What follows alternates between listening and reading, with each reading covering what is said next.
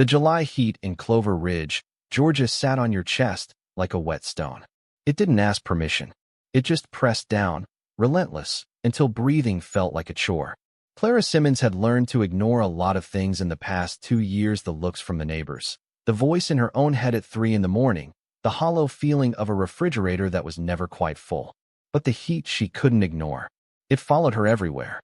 If you're enjoying this story so far, don't forget to hit the like button and subscribe. Drop a comment telling me where in the world you're watching from. I love hearing from you. She stood at the edge of the parking lot outside the Clover Ridge Housing Authority office, her 7-year-old daughter Mae clinging to her left hand, a manila envelope tucked under her right arm.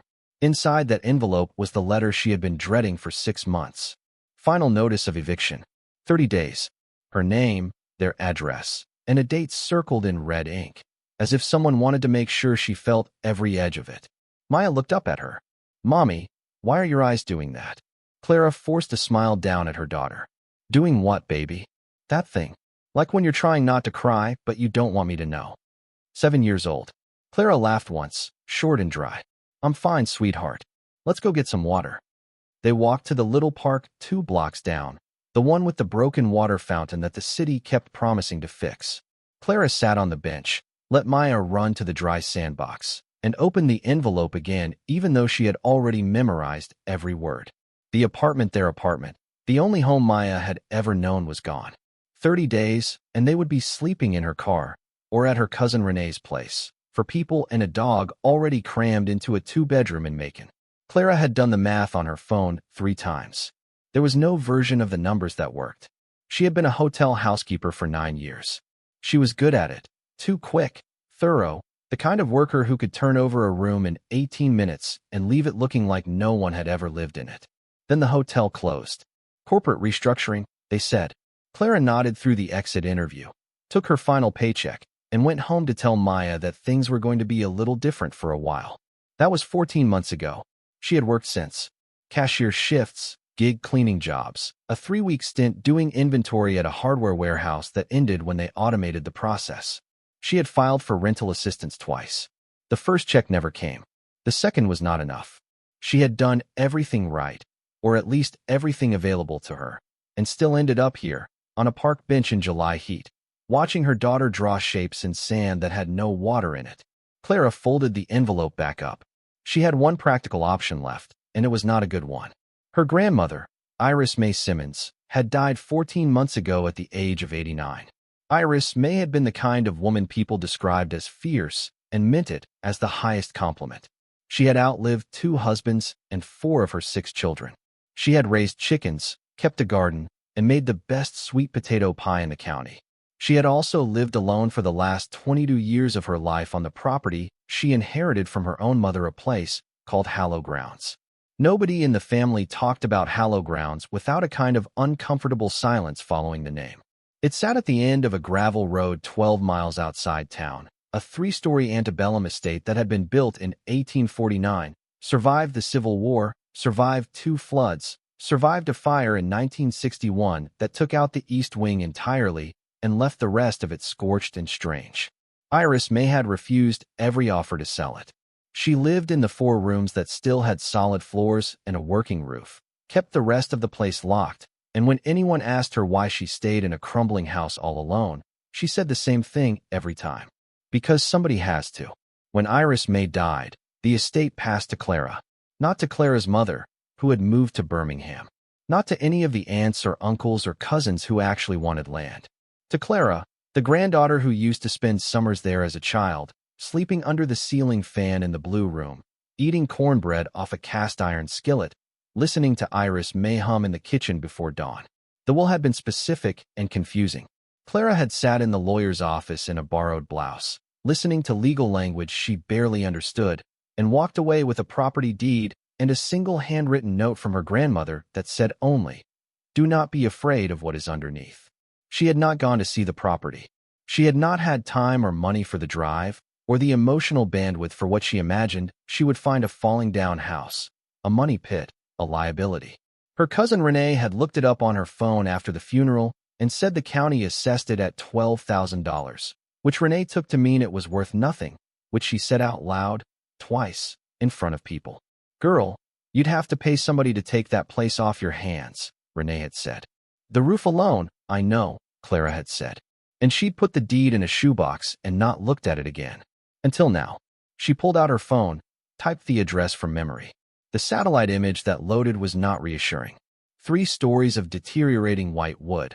One entire corner of the structure visibly caved in, overgrown with kudzu that had been climbing the walls for God knew how many years. The grounds around it were wild waist-high grass, a collapsed fence line. What looked like it might once have been a formal garden now buried under decades of neglect.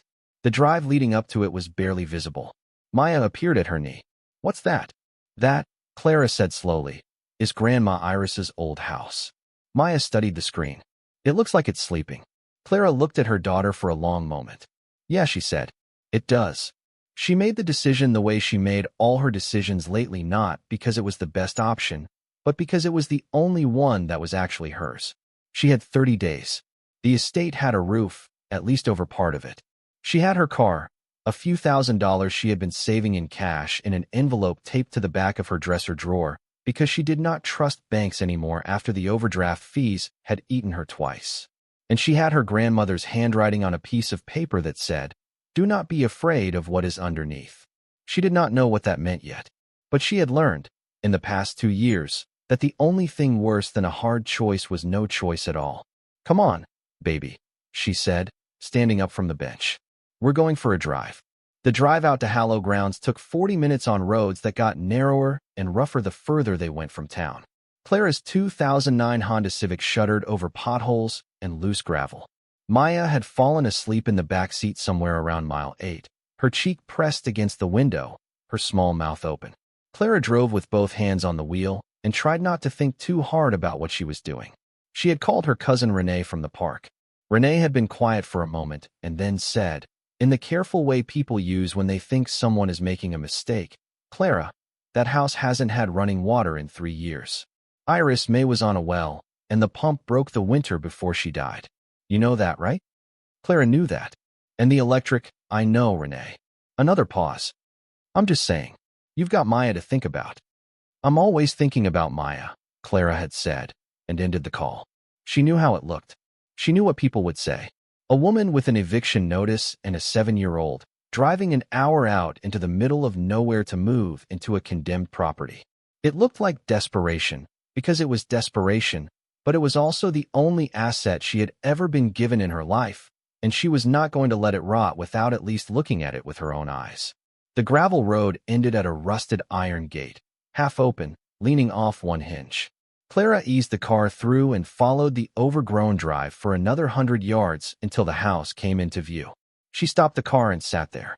Photographs did not prepare you for Hallow grounds.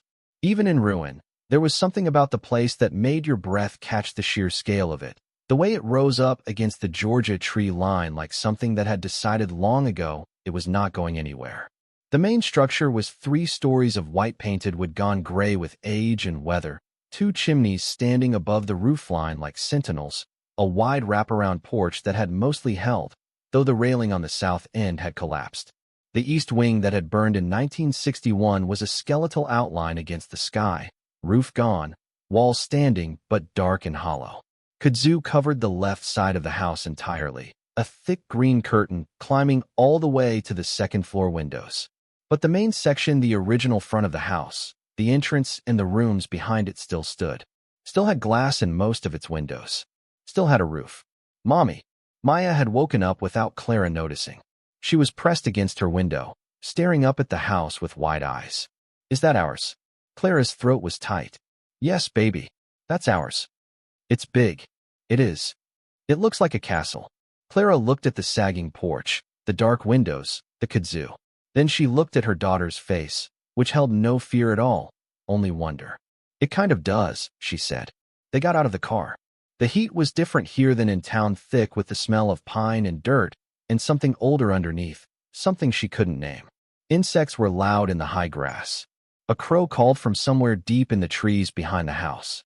Maya stayed close, her hand finding Clara's automatically, but she was looking everywhere at once, head swiveling, taking it all in. The front porch steps held their weight. though the second one groaned in a way that made Clara test it twice before trusting it.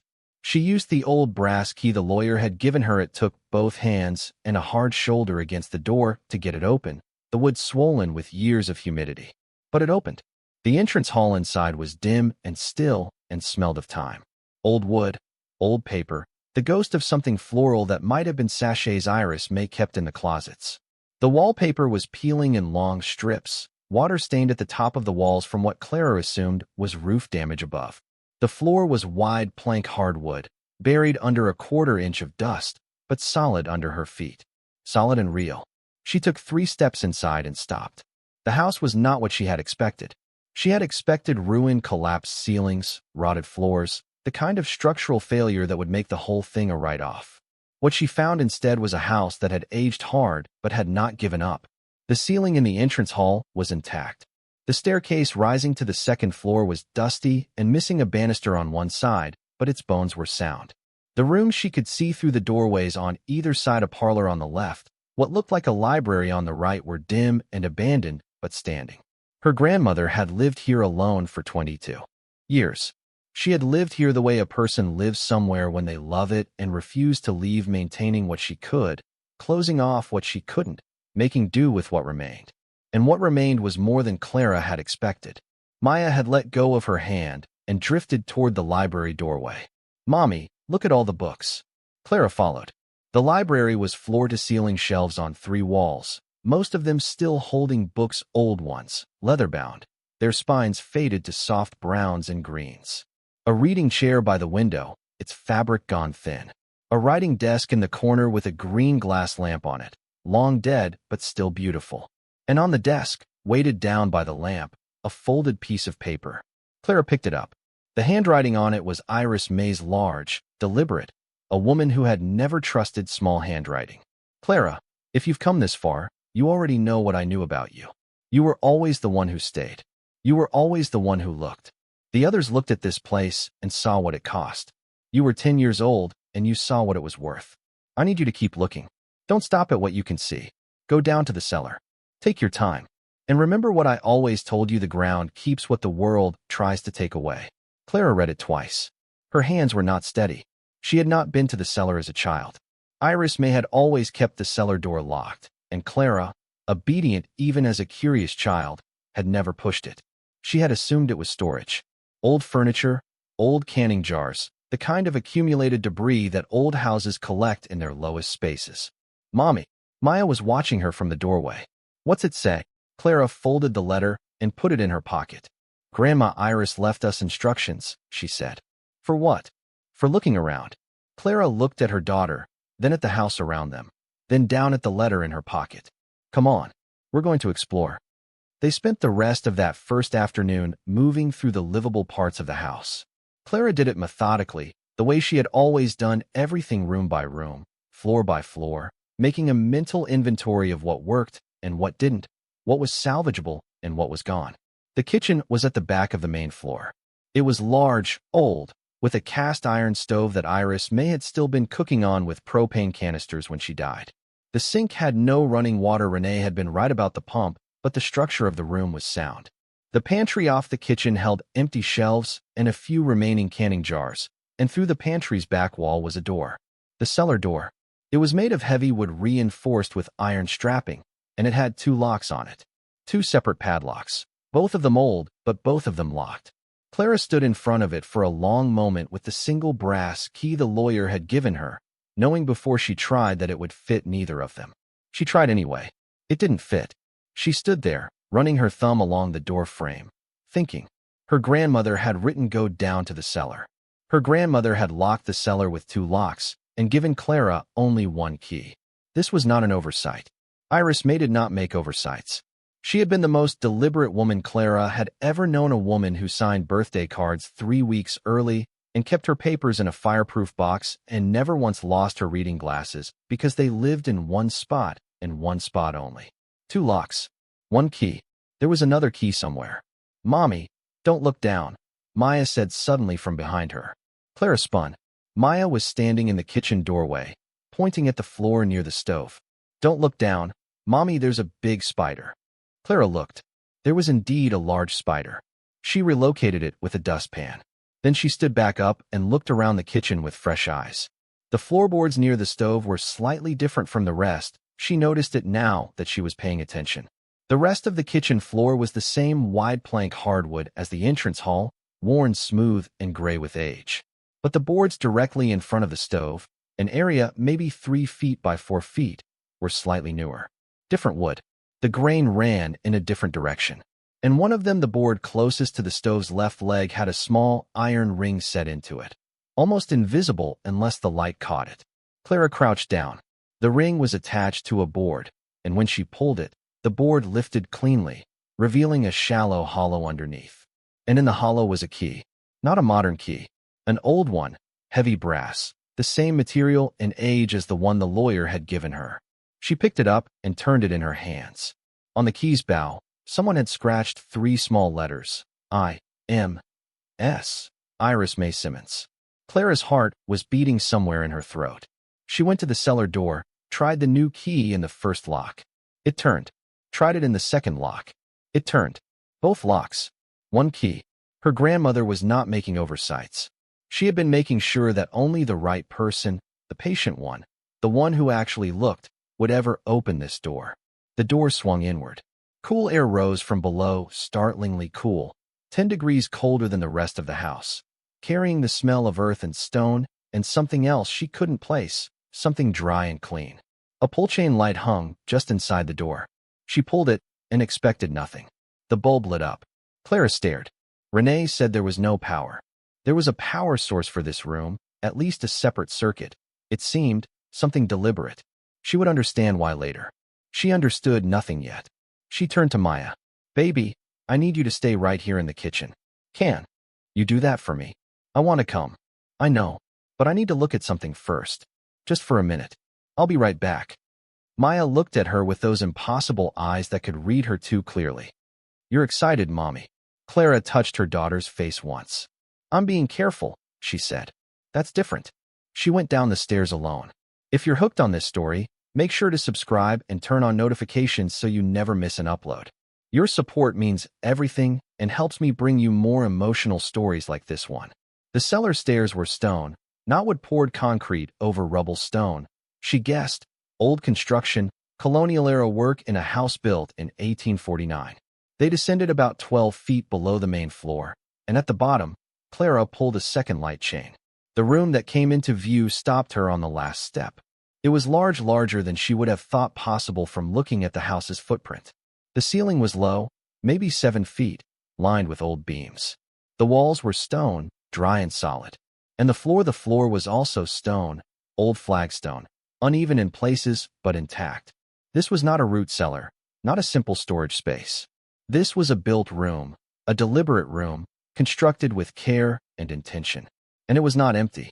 Along the left wall, a row of large wooden trunks stood, 8 of them, old steamer trunks bound with iron hardware, their latches closed.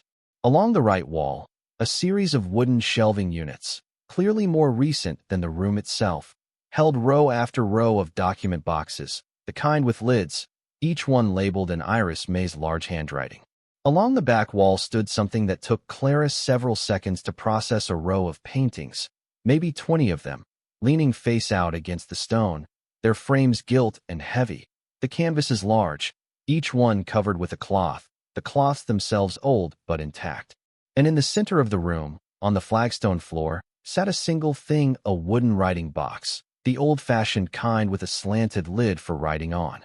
On top of it was an envelope with Clara's name on it. She walked slowly across the room. Her footsteps were very loud in the silence.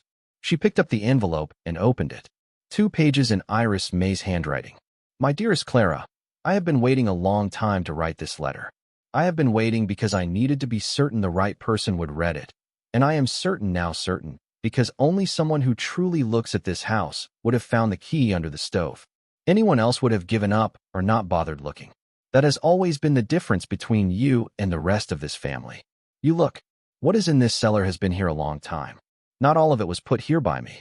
Some of it was here when my mother inherited the property, and some of it was here even before her.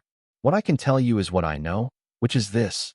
The trunks hold papers, property records, correspondence, ledgers going back to before the Civil War. Do not dismiss them.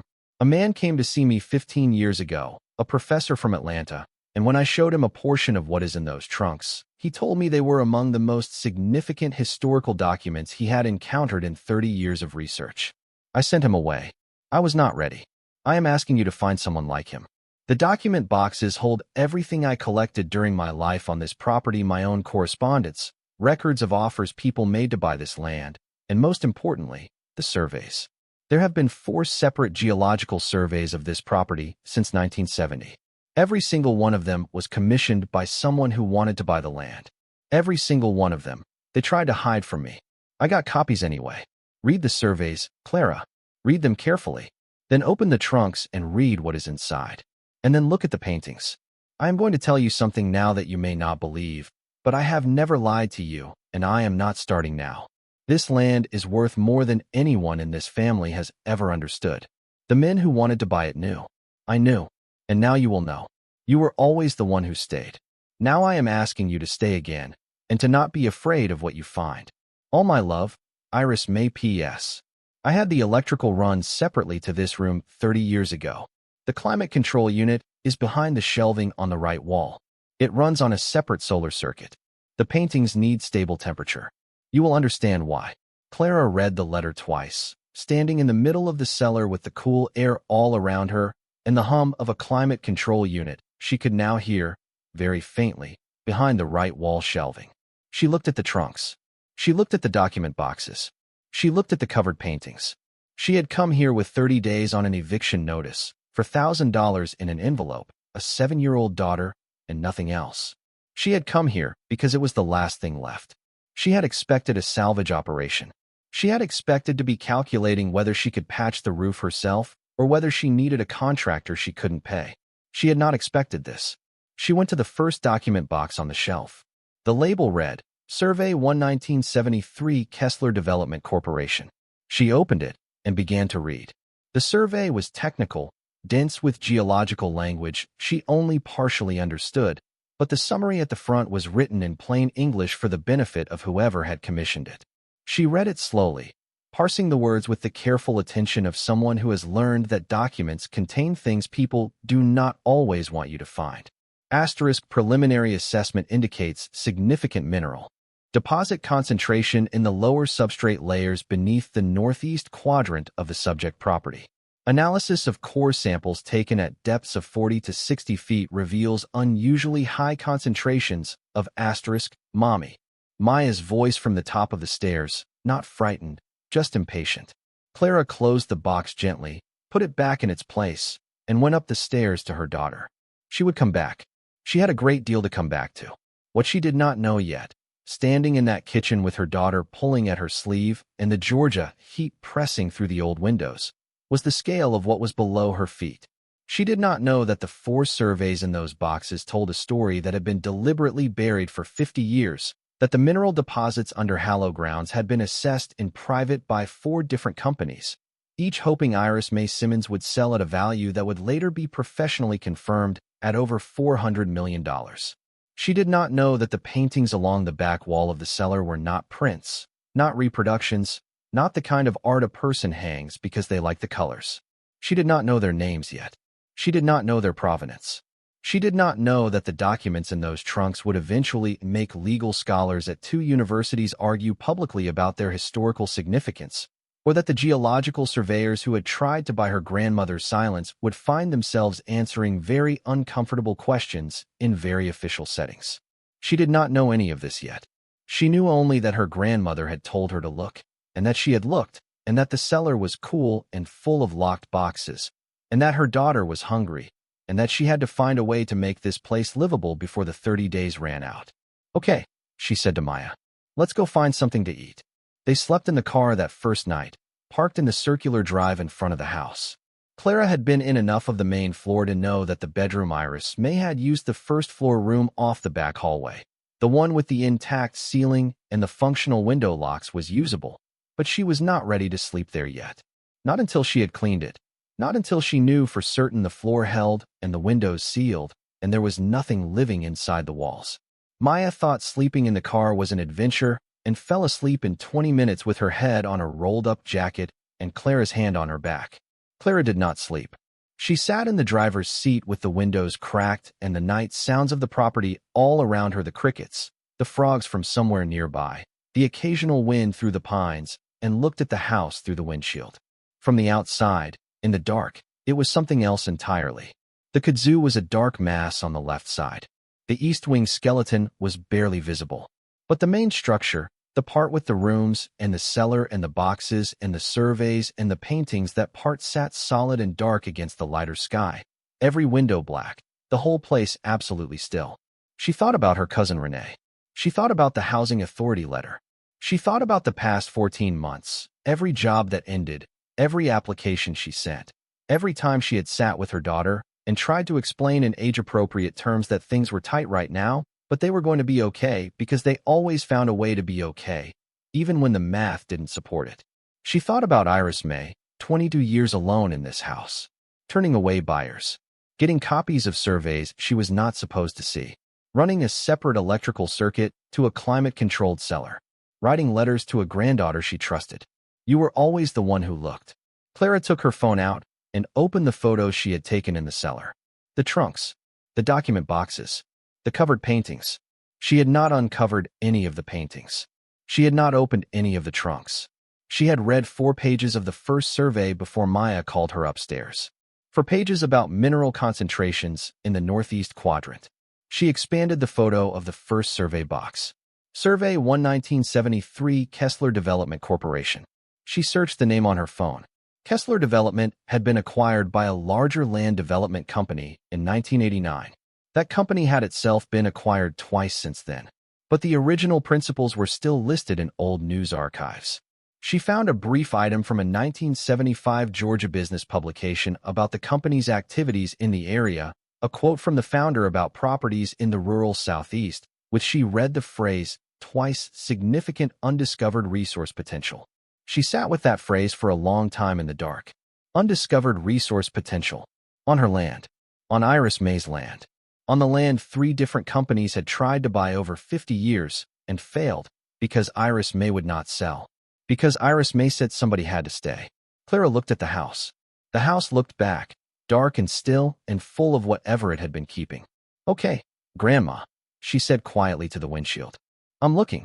The next morning she drove to the nearest town with a hardware store 40 minutes away and spent $700 of her savings on essentials cleaning supplies, a mop, a battery lantern, a basic toolkit, 2 sleeping bags rated for comfort down to 40 degrees, a case of water, non-perishable food. She paid cash. She bought a padlock for the cellar door and put the key on a chain around her neck.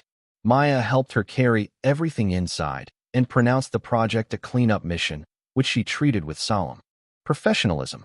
They started with the first floor bedroom swept, mopped, wiped down every surface, checked the window locks, shook out the mattress that was still on the iron bed frame, and found it musty but usable with the sleeping bags on top. By late afternoon, they had a functioning room. A place to sleep, a place that was theirs. That evening, after Mae fell asleep on the clean mattress at 8 o'clock, her face soft and unworried in the way that children's faces are soft and unworried when they trust you completely, Clara went back to the cellar. She brought the battery lantern. She went to the document boxes and pulled out all 4 surveys, stacking them on the writing box in the center of the room. Then she sat down on the floor and started reading. She read for 4 hours. She was not a geologist. She was a hotel housekeeper from Clover Ridge, Georgia, with a high school diploma and 14 months of accumulated economic desperation. But she could read, and she could follow a logical argument, and she could recognize when language in an official document was written to obscure something instead of reveal it. The 4 surveys had been commissioned in 1973, 1986, 1994, and 2009. Each one reached essentially the same conclusion, though the language evolved and grew more technically dense with each iteration.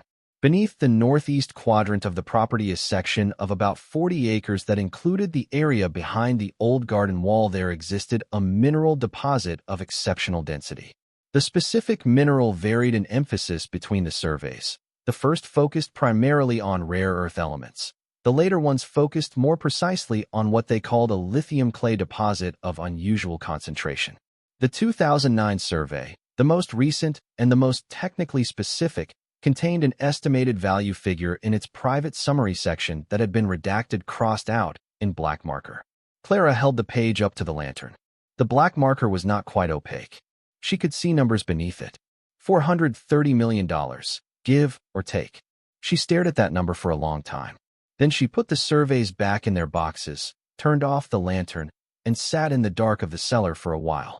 Just sat, breathing the cool air and listening to the hum of the climate control unit and thinking about the word underneath in her grandmother's handwriting. Do not be afraid of what is underneath. Iris Mae had known. She had known for years, possibly for decades. For companies had come to her with surveys she was not supposed to see, with offers she was not supposed to understand, and she had sent them all away. Because this was not their land. Because some things do not get sold. Because somebody has to stay. Clara put the key on its chain up to her face in the dark and held it there for a moment. Then she stood up, went back up the stairs, and lay down next to her sleeping daughter in the iron bed with the Georgia night pressing through the old window glass. She had 30 days on an eviction notice. She had 4 surveys and a locked cellar and a grandmother's letter and $430 million worth of mineral deposits beneath 40 acres of land in the northeast quadrant of a property that was hers, legally, irrevocably, forever, because Iris Mae Simmons had stayed. And she had not yet opened a single trunk. She had not yet lifted a single cloth from a single painting. She had only just started looking. The next 3 weeks were the most exhausting of Clara's life, which was saying something, because her life had not been gentle. She worked the house and the land during the days, cleaning rooms, cutting back the worst of the kudzu with a machete she found in the barn, trying to understand the property's physical extent. Maya helped where she could and played in the cleared areas of the garden where she couldn't, and in the evenings, after supper and after Maya slept, Clara went to the cellar and read. She read carefully. She took notes on a yellow legal pad she had bought at the hardware store. She organized the information the way she organized everything in order, methodically, one document at a time, nothing overlooked.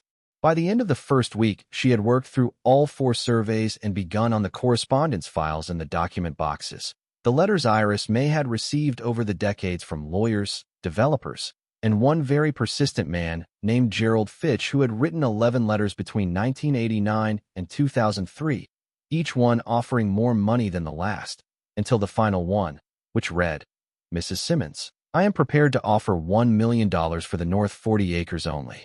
This is my final offer. I urge you to consider what this money could do for your family. Iris Mae had written one word across the bottom of that letter in red ink. No. Clara found herself smiling at it more than once.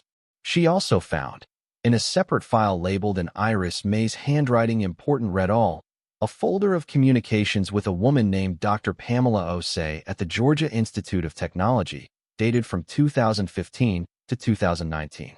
Dr. Osei, it became clear from the correspondence, was a geologist who had heard about the property from an academic colleague and reached out to Iris Mae on the off chance she would be willing to participate in a non-commercial research survey.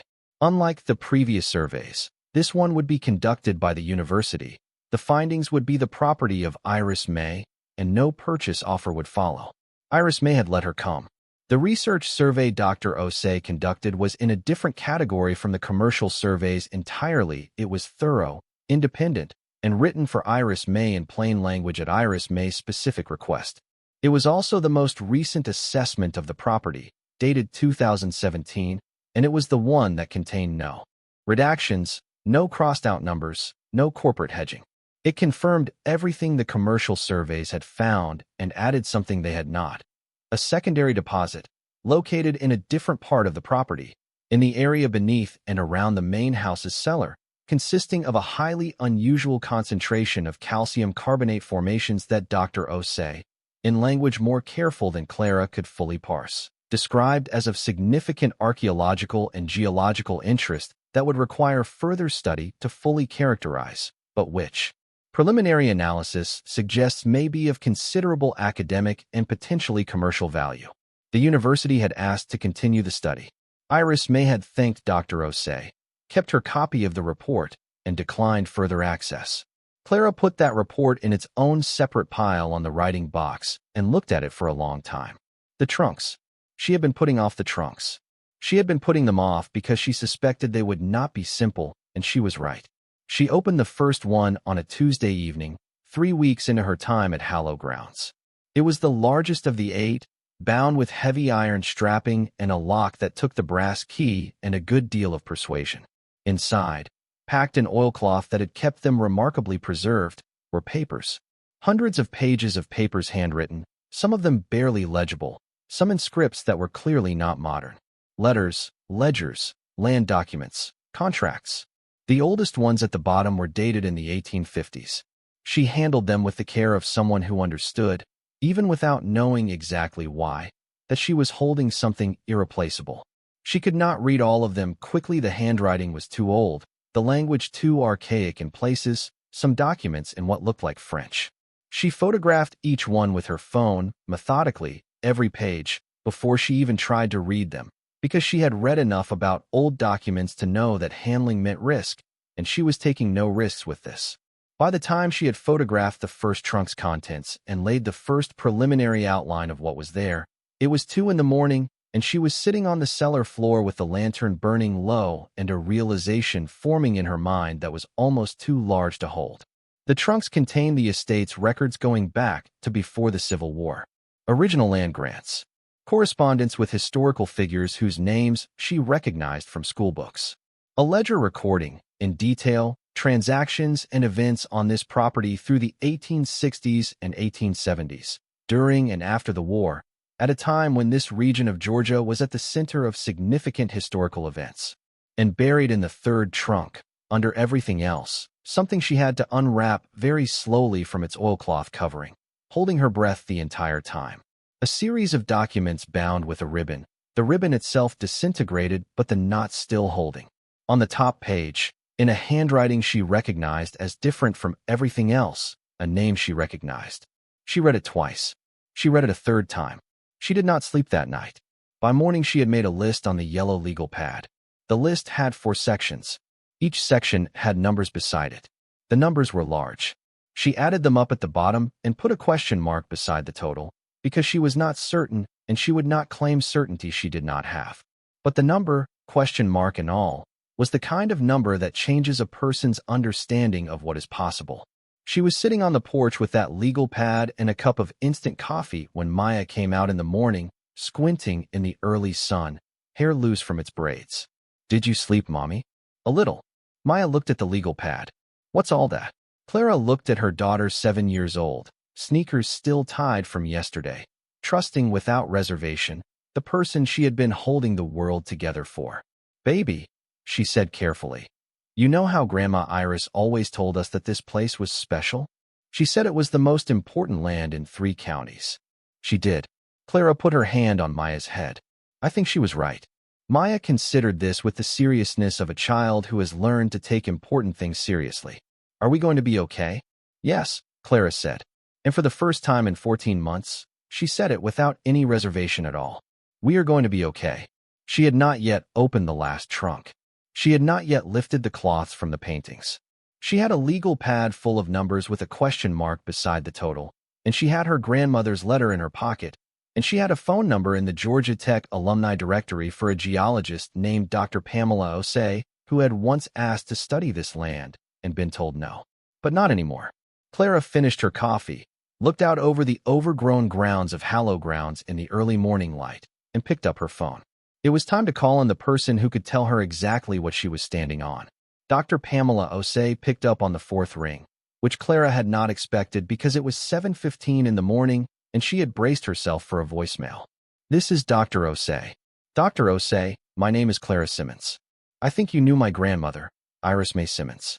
I'm calling about the property in Clover Ridge, the Hallow Grounds estate." A pause that was half a second too long. "Clara," Dr. Osei said carefully, "Iris Mae told me about you. She told me that if anyone ever called from that property, it would be you," she said to answer. Clara stared out at the overgrown garden. A bird was moving in the tall grass near the broken fence. She said that. For years ago, we had a last conversation when I followed up to see if she'd reconsider the extended study. She told me she was getting older and that the right person would come when the time was right. She made me promise to answer if that person called. Another pause. Are you at the property now? I have been for 3 weeks. Have you been in the cellar? Clara looked at the door to the house. Yes. Did she leave you the surveys? All 4. And her own correspondence, and your research report from 2017. Clara waited a moment. I also found the trunks. The silence on the other end this time was different, longer, weighted differently. The document trunks? 8 of them. I've photographed everything in the first 3.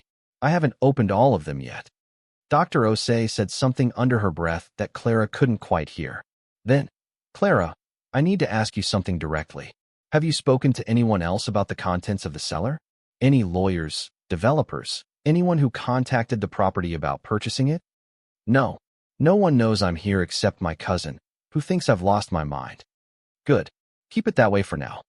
She heard the doctor shift, the sound of a chair moving somewhere. I need to come see you. I need to bring a colleague. Can you give me a week? I have about 9 days left before my eviction notice technically expired, and I have nowhere else to go. So yes, a week is fine. I'll be there in 5 days. And Clara, I know this might sound dramatic, but please do not unlock the gate to that property for anyone you don't know. And please do not discuss what you found with anyone until I've had a chance to see it in person. Clara thought about the commercial survey companies. She thought about Gerald Fitch and his 11 letters. She thought about the 2009 survey with its redacted number that she had read through black marker by lantern light. I understand, she said. Good. I'll call you when we're 2 hours out. And a brief pause. Take care of the paintings. Clara looked toward the house. What do I need to know about the paintings? I'll explain when I get there. But they need the temperature control. If the unit in the cellar is still running, don't touch it. Don't adjust it. Just leave it as it is. After she ended the call, Clara sat on the porch for another few minutes, watching Maya chase a butterfly across the cleared section of lawn.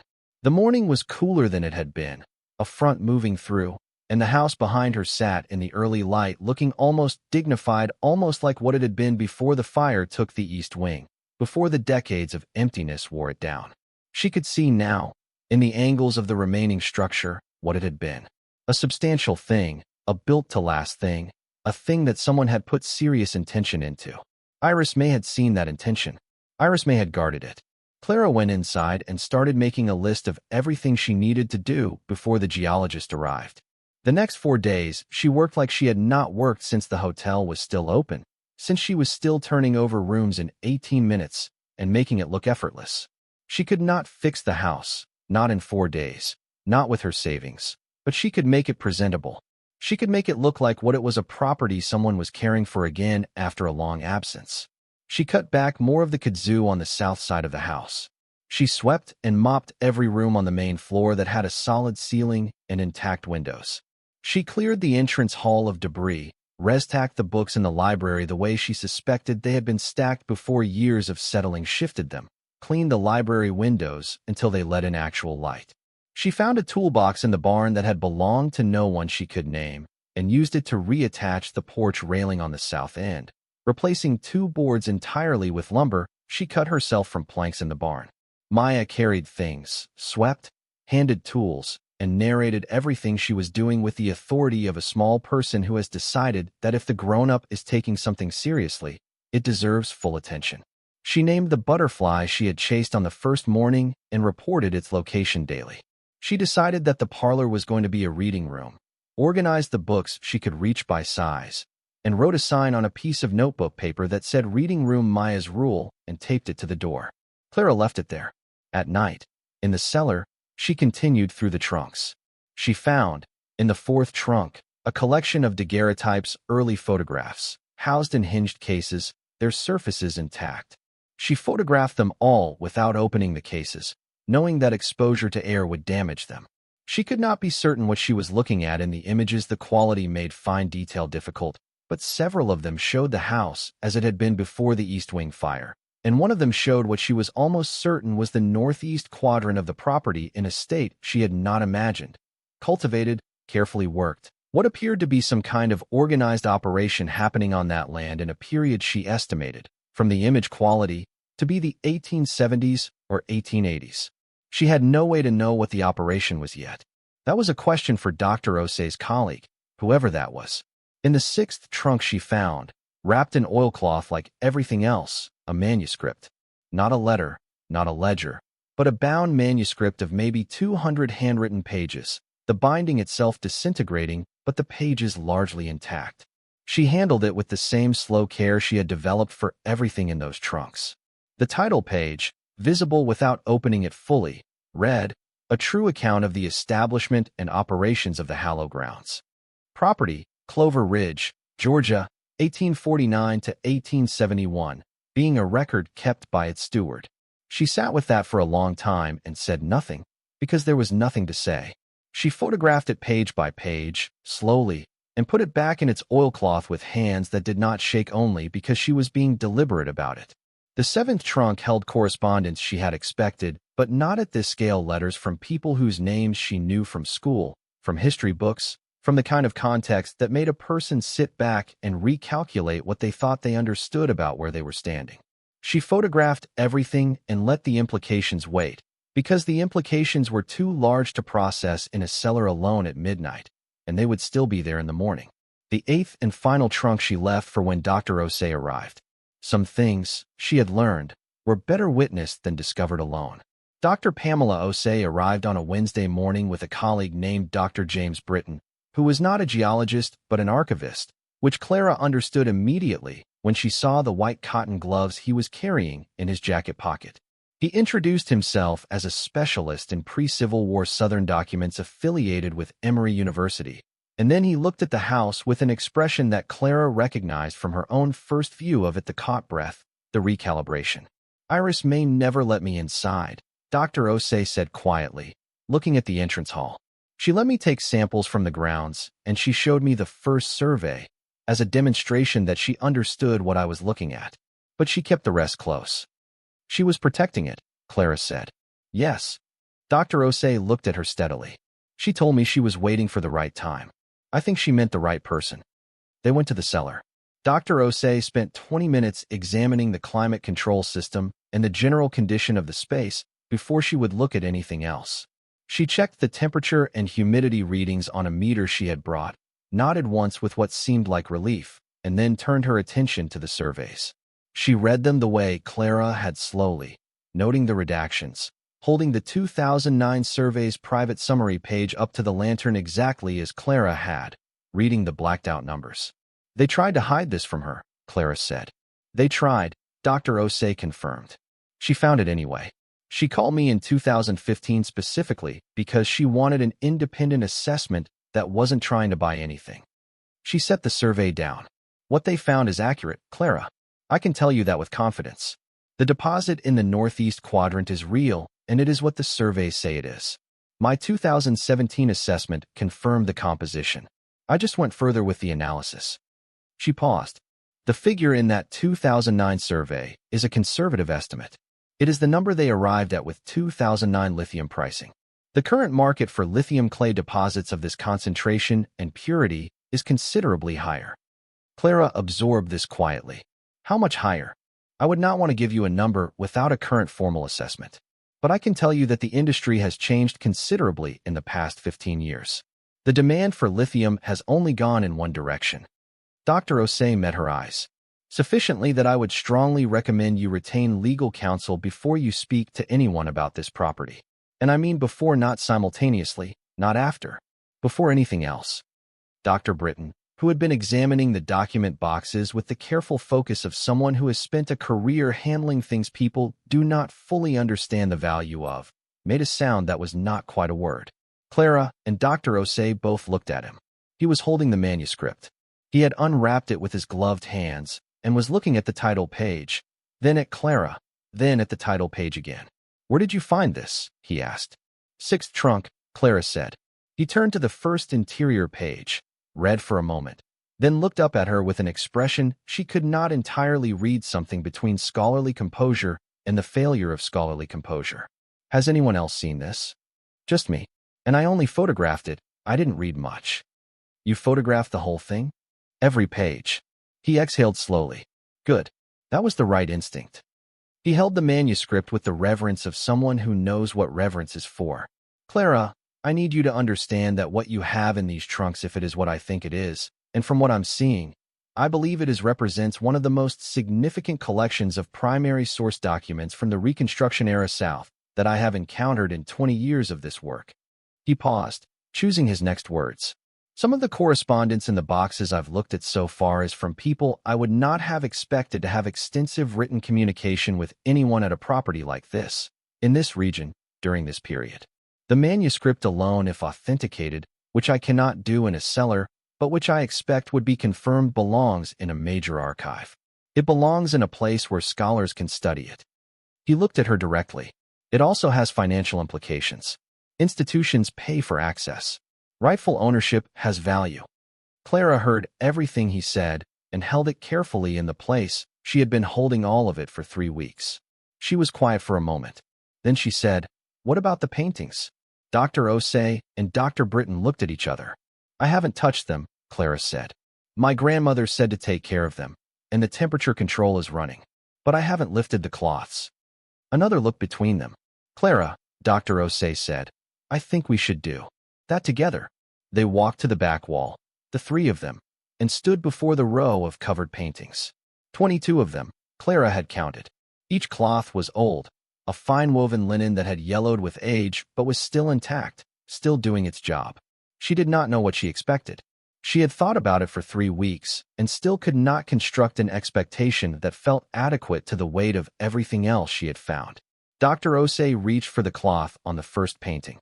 She lifted it slowly, and the 3 of them stood there in the cool, humming cellar of a crumbling antebellum estate on 12 miles of back road in rural Georgia, and looked at what Mae Simmons had been keeping. Clara did not know enough about art to name what she was looking at. She knew only that it was old, that the colors in it had a depth that photographs never captured, that the frame was elaborate and heavy and real, and that looking at it produced the particular feeling of looking at something that was made by a human hand with exceptional care and has not been looked at by many eyes since. Dr. Britton made a sound very softly, entirely involuntary. "Do you know what that is?" Clara asked. He swallowed. "If it is what I think it is," he said, with the careful language of a man trained to be careful, "it came from a collection that was believed to have been lost during the Civil War.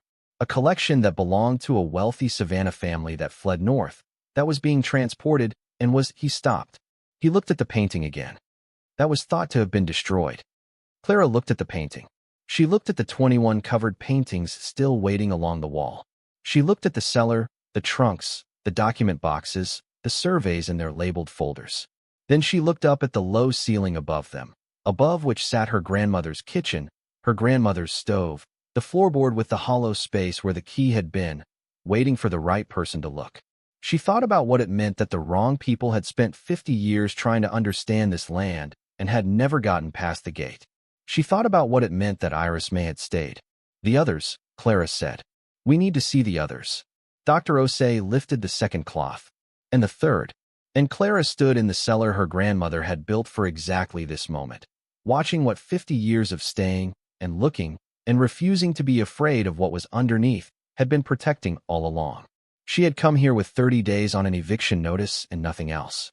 She had come because the only thing left was to look at the one thing she had been given. What she had been given was this. What it was worth: the minerals beneath the northeast 40 acres, the documents in the 8 trunks, the manuscript, the correspondence, the photographs, the 22 paintings along the back wall was not a number she could write on a legal pad. Not yet. The assessments and the authentications and the lawyers and the scholars would come, and they would put numbers on things, and the numbers would be the kind that rewrite a person's understanding of what the word enough means. But standing in that cellar at that moment, what Clara felt was not the weight of money. It was the weight of her grandmother's hand on her shoulder 20-some years ago, in the kitchen of this very house, saying in that voice that left no room for doubt, "This place is important, Clara. Somebody has to know that. Somebody has to stay." Somebody had stayed. And now the ground was giving up everything it had been holding. The paintings came off the wall one cloth at a time, and each one changed the air in the cellar a little more. Dr. James Britton worked with the focused stillness of a man who has trained himself, over many years, to keep his face neutral when his mind is doing something else entirely. He lifted each cloth by its corners, folded it back without letting it touch the canvas, and then stood for a moment with his hands at his sides and looked. He said very little. He made small sounds occasionally, not words, just the involuntary sounds of a person confronting something their preparation did not fully cover. By the 8th painting, he stopped folding the cloth and simply held it, forgotten, in his hands. Clara watched him from across the room. She had stopped trying to read his expression and started reading his body instead, the way she had learned to read difficult situations at the hotel, a skill she had never expected to use in a cellar in rural Georgia. His shoulders had risen slightly. His jaw was set. He was holding himself very still in the particular way of someone processing something they will need time to articulate correctly. "Dr. Britton," she said. He looked at her. He remembered the cloth in his hands and folded it carefully, set it on top of the trunk nearest him, and straightened. "I need to say something to you," he said. "And I want to be accurate rather than dramatic, because I think this situation has enough drama built in already. All right. I cannot authenticate these works here. Proper authentication requires laboratory analysis, pigment composition, canvas dating, provenance research, comparison with known works, and historical records. What I can tell you is my preliminary opinion based on direct examination, which is what it is, preliminary." He paused. That said, several of these pieces correspond, in subject, scale, and stylistic characteristics, to works that are documented in historical records as having been part of private collections that were lost during the Civil War. Specifically, collections that passed through this region of Georgia in the early 1860s. He looked at the paintings, then back at Clara. "If they are what I believe them to be, they have not been seen by any public record since approximately 1863. Clara looked at the uncovered paintings, 8 of them now, standing against the wall in the lantern light, their colors deep and still. Old colors, the kind that come from pigments no longer made the same way. Old brushwork, the kind that carries a person's hand in it across a century and a half. There are 14 more," she said. "I know." He said it quietly. Dr. Osei had been sitting with the geological surveys the whole time, making her own notes, occasionally pulling out her phone to cross-reference something. Now she looked up. "Clara, I want to explain something about the property that I think will matter to you as you make decisions in the next few weeks." She spread the surveys on the writing box so Clara could see them side by side. Each of these was commissioned by a different company. Each of them was trying to acquire the land for the same reason, the lithium deposit in the northeast quadrant. What none of them mention, because none of them knew, is the secondary deposit beneath this structure. She tapped the 2017 research report, the one she had conducted herself. I described it in that report as formations of geological interest, which was deliberately cautious language. What I found when I analyzed the samples from beneath the house's foundation is a calcium carbonate formation that is consistent with something specific. Clara waited. "There are cave systems under this property," Dr. Osei said. "Not large ones, but structured, interconnected, and remarkably intact. The formation is unusual for this region's geology, which is part of why no one looked for it. But it's there." She looked at Clara steadily. "The cave systems are why the cellar is climate stable without external infrastructure. The natural temperature of the bedrock is doing half the work. Your grandmother knew. She told me, our last conversation, that her own mother had told her there were rooms under the house that no one had been in since before the war. She called them the deep rooms." Clara had gone very still. "I believe," Dr. Osei continued carefully, "that the caves may contain additional contents. I don't know what. I can't know without a proper speleological survey. But the passages are accessible. I identified at least one entry point in my 2017 fieldwork that was sealed with fitted stone that is not natural. Somebody put that stone there, deliberately, a long time ago." The cellar was very quiet. The climate control unit hummed. Outside, 12 feet above their heads and 100 yards across the yard, Maya was playing in the garden that had once been formal and was now wild. "The deep rooms," Clara repeated. "That's what Iris May called them." Clara looked at the paintings. She looked at the trunks. She looked at the document boxes with their labeled surveys, their correspondence, their 50 years of people trying to understand and buy a piece of what they were not entitled to own. She thought about her grandmother, alone here for 22 years, tending to all of this, maintaining the climate control, keeping the locks, sending away every buyer who came. She thought about her grandmother's note. "Do not be afraid of what is underneath. underneath the cellar. The deep rooms. We're not going in there today, she said. Not because she was afraid, but because she understood, with a certainty that surprised her, that some things required preparation. Required the right people and the right tools in the right moment. Her grandmother had waited 89 years. Clara could wait a few more weeks. No, Dr. Osei agreed. Not today. There are things that need to happen first. I need a lawyer, Clara said. You need a specific kind of lawyer. I know one. His name is Marcus Tate. He's based in Atlanta, and he specializes in exactly this type of situation: historical properties, mineral rights, found assets, contested inheritance. He has worked with indigenous land claims, with families who discovered oil on property that companies had been maneuvering around for generations. He will understand what you're dealing with.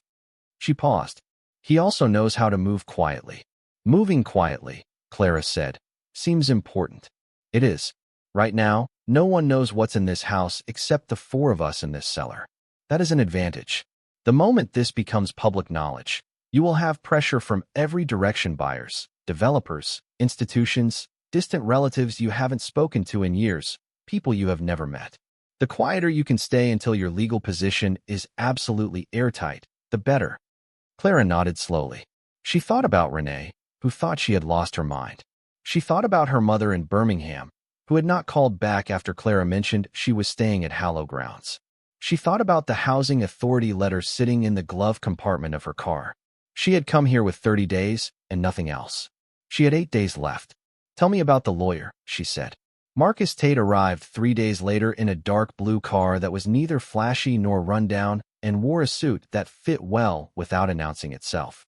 He was in his late 50s, a black man with close-cropped gray hair and the kind of deliberate manner that communicated, without effort, that he did not waste time. Dr. Osei had called him the day after their cellar visit. He had driven from Atlanta the same week, which Dr. Osei told Clara meant he understood what he was coming to see.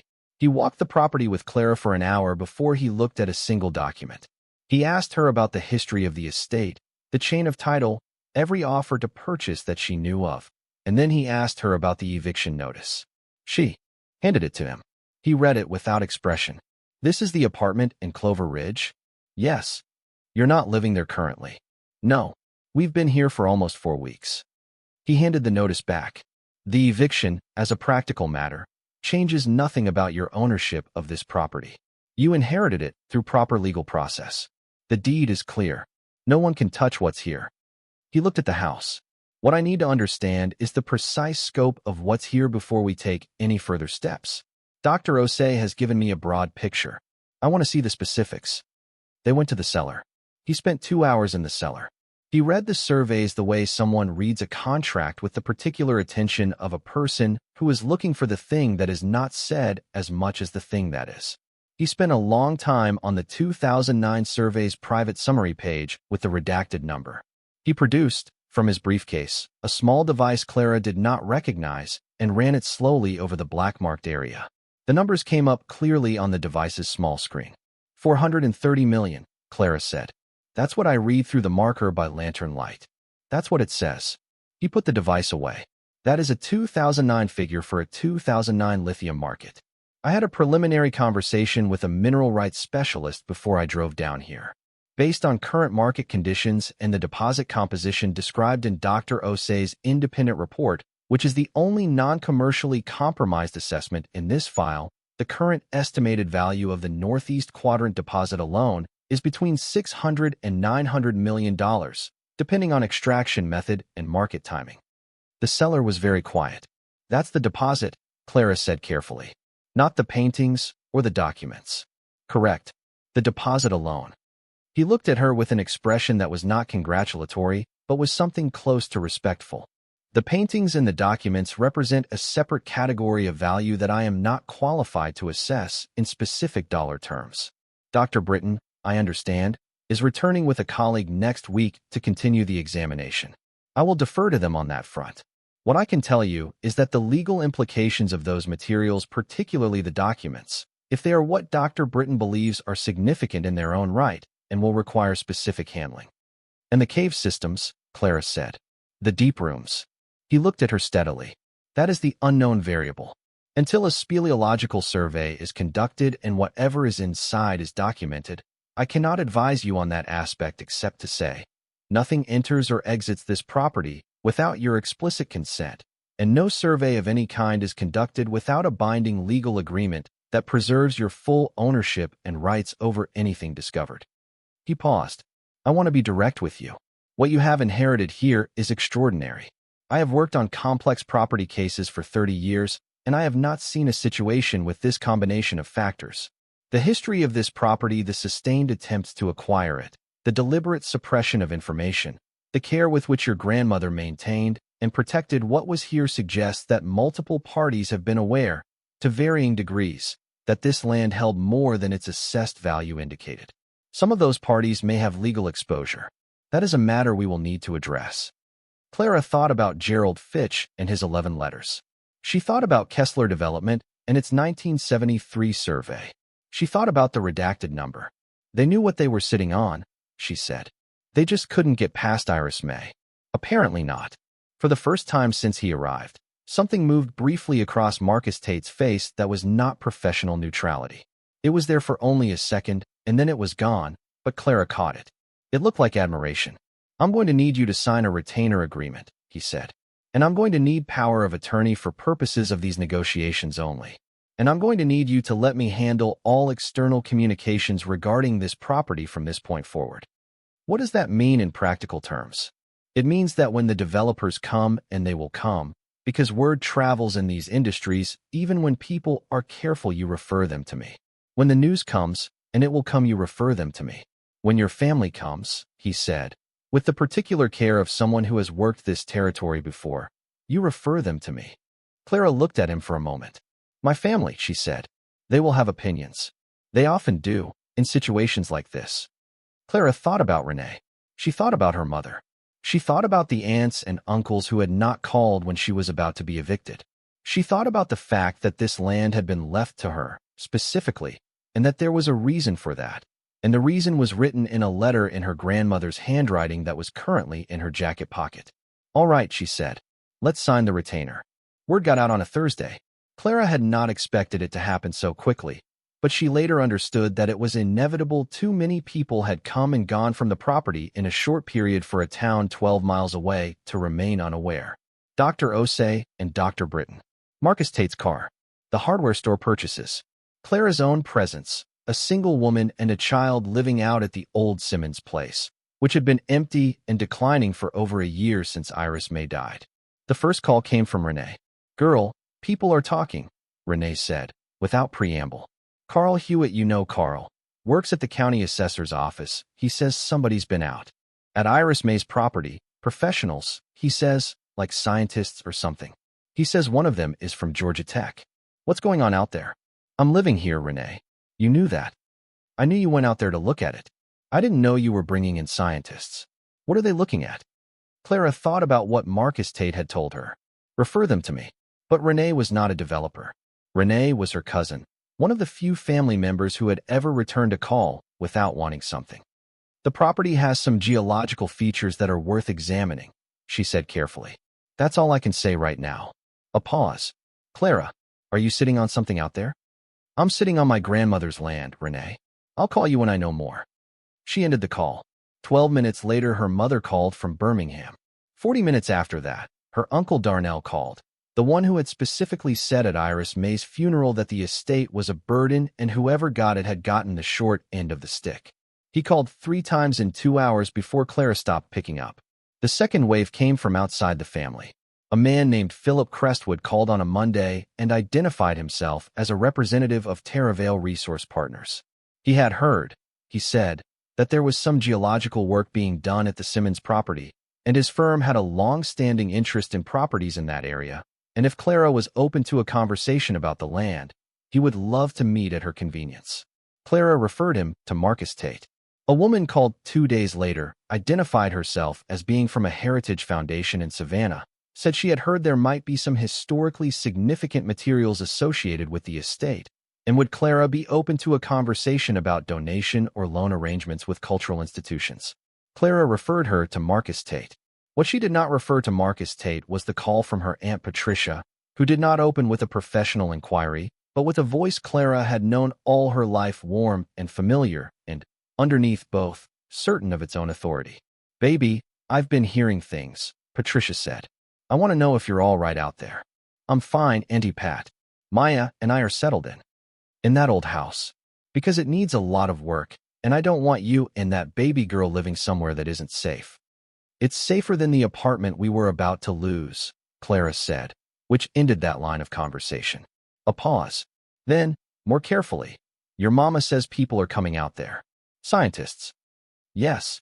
What are they finding?" "I'm not able to discuss the details right now.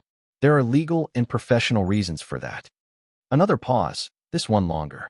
Clara could hear her aunt recalibrating. "Clara, this is family property. Whatever's out there, it belongs to all of us. Iris may have left it to you, but this family has a history with that land that goes way back, and I think we deserve to know what's happening." Clara held the phone for a moment without speaking. She thought about 22 years. She thought about Iris Mae alone in those 4 rooms, maintaining the climate control in the cellar, keeping the locks, sending away every buyer who came. She thought about the 8 trunks. She thought about the letter that said you were always the one who stayed. "The property was left to me," Clara said, "in a legal will, with no conditions other than that I care for it. I am caring for it." She kept her voice level. "When there is information I'm able to share, I'll share it with the family. But right now I'm not in a position to discuss specifics with anyone, and that includes family. I love you, Auntie Pat." She ended the call. Her hand was shaking slightly, not from fear, from the effort of holding her ground against the weight of expectation, the old family gravity that had pulled at her mother and her aunts and her cousins, and that had, she now understood, been the exact force Iris Mae had spent a lifetime resisting. She went to the porch and sat down and let the afternoon settle around her. The garden was quieter now. The high grass had come down in the section she had cleared, and the old stone path that ran from the house to what had once been a formal garden was visible again, the flat stones still in place under a layer of moss. Maya was somewhere near the barn. She could hear her talking to something, probably the pair of cats that had appeared from the woods 3 days ago and shown no inclination to leave. Clara looked at the house. Her house. She had cleaned 6 of the 10 livable rooms. She had the well pump assessed by a man from town who said it was fixable and quoted her $800, which she paid. She had running water, now cold only, no hot water heater connected yet, but running. She had made a list of the structural repairs that were urgent versus the ones that could wait, with the understanding that the distinction between urgent and can wait was about to change considerably. She was not thinking about the money yet. Marcus Tate had told her not to think about the money in specific terms until the assessments were complete and the legal structure was in place, and she was following that advice because it was good advice, and because she had learned in 14 months of economic freefall that counting things you didn't have yet was a specific kind of damage you did to your own stability. She was thinking instead about what came next. What came next was within her control. The money was not within her control. The property was. She pulled Iris Mae's letter from her pocket. She had taken to carrying it, not because she needed to read it, but because she wanted to feel the paper, the deliberateness of the handwriting, the weight of someone else's certainty when her own ran thin. She didn't open it. She just held it. Maya appeared around the corner of the house with a gray cat under one arm, moving with the confidence of a 7-year-old who has decided something is hers and is correct. "Mommy, can we keep them?" "The cats. Both of them. One is the mom and one is the baby. I named them already." Clara looked at the cat, who looked back at her with the complete indifference of an animal that has already made its decision and does not require human approval. "What did you name them?" "The mom is Iris and the baby is Mae." Clara's chest did something complicated. "That's a good name," she said, after a moment. "I know." Maya sat down on the porch step with the cat still under her arm. "Mommy, is someone trying to take our house?" Clara looked at her daughter. "No, baby. No one can take our house. Because some man called while you were around back and I answered the phone, and he asked if this was the Simmons property and then asked me to have the owner call him." Clara filed that away. "Another developer, probably. Or a reporter." "Did he say his name?" "He said his name was Bryant and he was from somewhere. I wrote it down." She produced a folded piece of notebook paper from her pocket with the solemn efficiency of a child who has been told that writing things down matters. Clara unfolded it. "Bryant Ravel Group, 404 number. She would give it to Marcus Tate. You did exactly right, she told Maya. I know, Maya said again. The cat made a sound of resigned agreement. The family arrived on a Saturday. Not all of them. 6 of them: Renee, her Aunt Patricia, her Uncle Darnell, 2 cousins she hadn't seen in 3 years, and her mother, who had driven from Birmingham with a covered dish and the expression of someone who has decided that showing up with food makes whatever they're about to say more reasonable. Clara had expected something like this. She had told Marcus Tate they were coming, and he had given her a set of specific instructions. Be polite, be warm, share nothing of specificity, and call him immediately if anyone mentioned legal action or claim to the property. They pulled up the drive in 2 cars and got out and stood looking at the house with the varied expressions of people confronting a thing they had already formed an opinion about. Darnell's expression said confirmed disaster. Patricia's said something more complicated. Renee's said to Clara's quiet relief genuine surprise, because the house, after a month of Clara's attention, looked different from what the satellite image had shown. The porch was repaired. The kudzu on the south side was cut back. The windows were clean. The drive was raked. Her mother came to her first and hugged her without saying anything, which was the most honest thing her mother had done in years, and Clara held on for a moment before stepping back. You've been working, her mother said, looking at Clara's hands. Yes. Darnell spoke from behind them. Place still needs a new roof on the west side. And that east wing is a liability. You'd have to tear it down before you could do anything useful with the property. He said the last part in the particular way of someone who has already decided what the useful thing would be. Come inside, Clara said. She gave them the tour of the livable rooms, the cleaned entrance hall, the library, the parlor, the kitchen. She showed them the repaired porch railing, the cleared garden path, the working pump sheet had fixed. She showed them the room she and Maya were sleeping in, the iron bed frame, the sleeping bag still on top of the old mattress, though she had ordered a proper mattress through a delivery service that had confirmed it would arrive the following week. She showed them nothing else. Patricia walked slowly through the library, running one finger along the shelf spines. Mama loved these books, she said softly. She did, Clara said. I remember coming here as a girl, before the East Wing fire. She turned to look at Clara. It was beautiful, truly beautiful. It will be again, Clara said. Darnell had positioned himself at the kitchen window, looking out toward the northeast quadrant of the property, the 40 acres behind the old garden wall. What are those people finding out there? He asked, without turning around. The scientists. Geological features, Clara said. Same answer she had given Renee. Geological features. He turned from the window. Clara, I'm going to be direct with you. There are people in this family who feel that Iris Mae's decision, leaving this place to you alone, wasn't representative of the family's interests. Not that anyone's trying to take anything from you. But if there's something out here that has value, real value, the family has a history with this land that matters. Uncle Darnell, Clara said, where were you when I was about to be evicted? The kitchen went very quiet. Her mother looked at the floor. Renee, who was leaning against the counter, made no attempt to smooth it over. Darnell looked at her. He was not a bad man. She knew that. He was a man shaped by the same forces that shaped everyone in the family, the conviction, decades old and possibly self-protective, that this land was a burden and that practicality meant not being sentimental about burdens. That's not what this is about, he said. I know what it's about, Clara said. I'm not angry. I understand. But this property was left to me legally, and I am the one who drove out here with my daughter and our savings and made it livable, and I am the one who is here now. That is the situation. She looked at him steadily. When there is something I'm able to share with the family, I will share it. Right now there isn't. That's the truth. He looked at her for a long moment. Then he nodded, once, and went back to looking out the window. Her mother found her later, alone in the library. She was right to leave it to you, her mother said, without preamble. I didn't say that before. I should have. She looked at the books. I couldn't have done what you've done. Couldn't have looked at this place and seen anything but a problem. You might have, Clara said, if it was all you had left. Her mother shook her head slowly. No, you have something Iris Mae had. You see what things are before you see what they cost. She touched Clara's arm. I'm sorry I didn't call back sooner. Clara looked at her mother, who was 61 years old and tired and had driven 3 hours from Birmingham with a covered dish. Stay for supper, she said.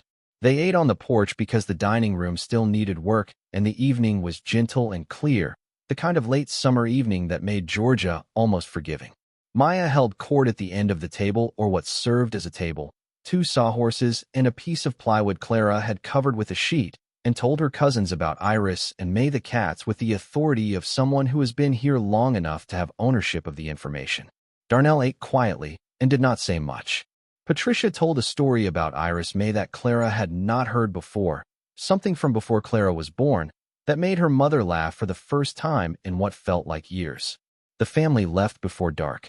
The drive back to town was long enough that no one wanted to be on that gravel road after nightfall. Clara and Maya stood on the porch and watched the tail lights of two cars disappear down the long drive. And then they were alone again with the house, and the evening, and the cats, and the 40 acres behind the garden wall, and the deep rooms beneath their feet. "Mommy," Maya said. "Yeah, baby." Uncle Darnell was looking at the northeast part of the property the whole time. Clara looked down at her daughter. "I noticed that too. He knows something's out there, doesn't he?" Clara was quiet for a moment. "Maybe. But he doesn't know what." "No," Clara said. "He doesn't know what." Maya nodded with the seriousness she reserved for things she understood were important. Then she picked up the cat named Iris and went inside. The speleological survey happened 6 weeks after Clara's first conversation with Dr. Osei. By that point, Marcus Tate had put in place a framework of legal protections that he described, in the careful language of his profession, as comprehensive. What that meant in practical terms was that every person who entered the property for professional purposes had signed non-disclosure agreements.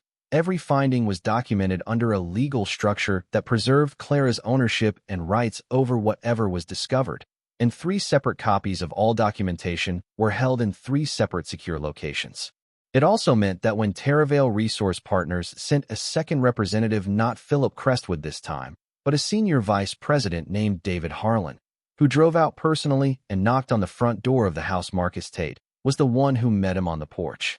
Clara watched from the library window as the 2 men talked. She could not hear the conversation, but she could read it well enough. Harlan's posture said, "We want to make an offer," and Tate's said, "The terms of any offer will be dictated by my client, and they will not be favorable to you given 50 years of deliberate undervaluation." Harlan left after 20 minutes. He left quickly.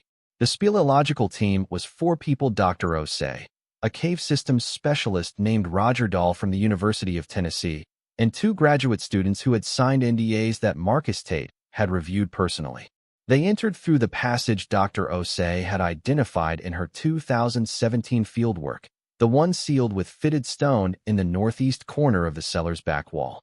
The fitted stone, when examined properly, turned out to be mortared in place in the 19th century. Not the stone simply placed. Someone had sealed this passage deliberately, with skill, and expected it to hold. It had held. It took Dahl and one of the students 2 days to remove the mortar and open the passage safely without risk to the structure. When they brought the lanterns through on the 3rd day, Clara was with them. She had made that decision deliberately, and Marcus Tate had not tried to talk her out of it. Whatever was in the deep rooms was hers. She was going to be present when it was first seen. The passage beyond the sealed stone was low. She had to duck, and Dahl, who was taller, had to move at a crouch, but it widened after about 30 feet into something that was clearly not a natural cave in the ordinary sense. The walls were rough stone, but the floor had been leveled, smoothed, worked by human hands at some point in what must have been an enormous effort. The ceiling rose as they moved deeper, and the temperature dropped another 10 degrees below the cellar, to a stable coolness that felt like it had been that temperature for 150 years and would remain that temperature for 150 more. Dahl moved the lantern slowly, and the beam caught what was around them, and Clara stopped walking. The room, and it was a room, not a cave, a room that had been made inside the stone by people with extraordinary patience and purpose, was divided into sections. The sections were not informal. They were organized, laid out with the same meticulous care she had seen in the cellar above, the same hand that kept surveys in labeled boxes and maintained a climate control unit and hid a key under a stoveboard for the right person to find. Along the left wall, stone platforms held wooden containers, many of them sealed with wax, the kind of containers used in the 19th century to protect documents from moisture. Clara could see, where the wax had aged and cracked, the edges of papers inside. Not a few containers. Dozens. Along the right wall, something that made Roger Dahl inhale sharply and then compose himself with visible effort, rows of shelving carved directly into the stone, holding objects in various states of preservation. Pottery, metal objects, what appeared to be tools, instruments, things she could not name. Things whose age was written on them in the particular way that centuries write on objects, not decay exactly, but depth, weight, the specific gravity of things that have outlasted everyone who made them. At the far end of the room, a single large object covered in what had once been cloth, now fused to whatever it covered after decades or longer of the dry, stable air of the deep rooms. Dahl moved toward it slowly. He looked back at Clara. "Your call," he said. She walked to the far end of the room. She stood in front of the covered object, which was large, 6 feet across, 4 feet high, irregular in shape beneath the fused cloth. She put her hand on it. The cloth was dry and stiff as paper. She thought about her grandmother. She thought about all the years. She thought about a note in a Bible that said, "Do not be afraid of what is underneath," and about a key hidden under a stove board, and about a woman who lived alone in a crumbling house for 22 years because somebody had to stay, somebody had to keep looking, somebody had to protect the thing that the world kept trying to take away. She peeled back the cloth. It came away in sections, crumbling at the edges but intact in the center, and what it revealed was a chest, an iron chest, heavy and dark, and fitted with a lock that had been welded shut, not locked, welded, as if whoever sealed it had wanted to make certain that casual hands could not open it. Around the weld, the iron was still clean in the way that iron stays clean when air is stable and dry, and nothing has touched it in a very long time. The chest was engraved on its front face. Clara brought the lantern close. The engraving was a name and a date, and beneath those, for words that she read twice, and then looked up at the low stone ceiling of the deep room and held in her mind for a very long moment before she said anything at all. The name was a name that had appeared in the 7th Trunk's correspondence, the name she had read by lantern light on the night she did not sleep. The date was 1864. The 4 words were, "For those who stay." Clara stood in the deep room with the lantern and the iron chest and the history of 150 years pressing gently from every wall, and she said nothing for a long time. She did not need to say anything. She already knew what Iris Mae had known, what her grandmother's grandmother had known, what the person who sealed this room and welded this chest and had these 4 words engraved had known before any of them. Some things do not get sold. Some things get kept. Some things wait, in the dark and the cool and the silence, for the person who is patient enough to find them. She had been afraid, these past weeks, of getting her hopes up. She had been trained by the past 14 months not to count what she didn't have yet, not to plan for money that had not arrived, not to build a future on something that might still collapse. She was still being careful. The assessments were ongoing. The authentication work would take months. The legal processes were complex and slow, and Marcus Tate had told her twice not to expect anything quickly. But standing in this room, in the deep rooms beneath the house her grandmother had stayed in when everyone else left, standing here with her hand on an iron chest engraved with the words "For those who stay," Clara allowed herself, for the first time, to feel the full weight of what this was. Not the money, not the mineral rights or the paintings or the documents. The thing underneath all of it. Her grandmother had known her, had seen something in a 10-year-old girl who spent summers here and paid attention and stayed close and listened, had made a decision, decades ago, that this was the person. This was the one. You were always the one who looked. Clara put her hand flat on the top of the iron chest and felt the cold of it, the reality of it, the 150 years of it. "I found it, Grandma," she said softly, to the stone walls and the cool air and no one living. "I found all of it." Above her, 12 feet up through layered earth and old stone, and the cellar her grandmother had maintained, and the kitchen with the hollow in the floor, and the iron bed frame in the first-floor room, Maya was moving through the house. Clara could not hear her. The deep rooms were too far down for sound to travel, but she knew it the way you know the things that matter. Her daughter was up there, in their house, on their land, above the deep rooms and the iron chest, and the 40 acres and the deposits and the paintings and the documents and everything that had been waiting. Everything that had been waiting for someone to stay. Clara stood there a moment longer. Then she turned, lantern in hand, and walked back through the passage toward the stairs. She had a lawyer to call. She had assessors to coordinate. She had an iron chest to open with a professional team and the proper documentation in place and Marcus Tate on the phone. She had a well pump and a roof repair and a mattress being delivered and a daughter who was going to need to know, eventually and carefully, exactly what was underneath the house she was already calling home. She had work to do. She had, for the first time in 14 months, everything she needed to do it.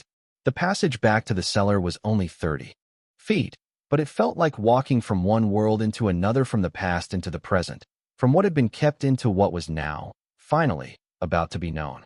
The cellar stairs creaked under her boots. The climate control unit hummed. The lantern threw her shadow long against the stone wall as she climbed. At the top of the stairs, she stood in the kitchen of Hallow grounds, where the morning light was coming through the cleaned windows and the cats were watching her from the counter with the universal feline expression of animals who have been here the whole time and find your drama unnecessary. She took out her phone and called Marcus Tate. "We need to talk," she said when he answered. "About the deep rooms. About what's inside them." A pause. "Tell me," she told him. By the time she was done, he was quiet for several seconds. Then, "Clara, I need you to understand that what you are describing is going to change the timeline on everything. The legal process, the assessments, the negotiations, all of it becomes more complex and more significant with this addition." "I know. It also means that the pressure from outside parties is going to increase substantially once word gets out. And it will get out." "I know that too. Are you ready for that?"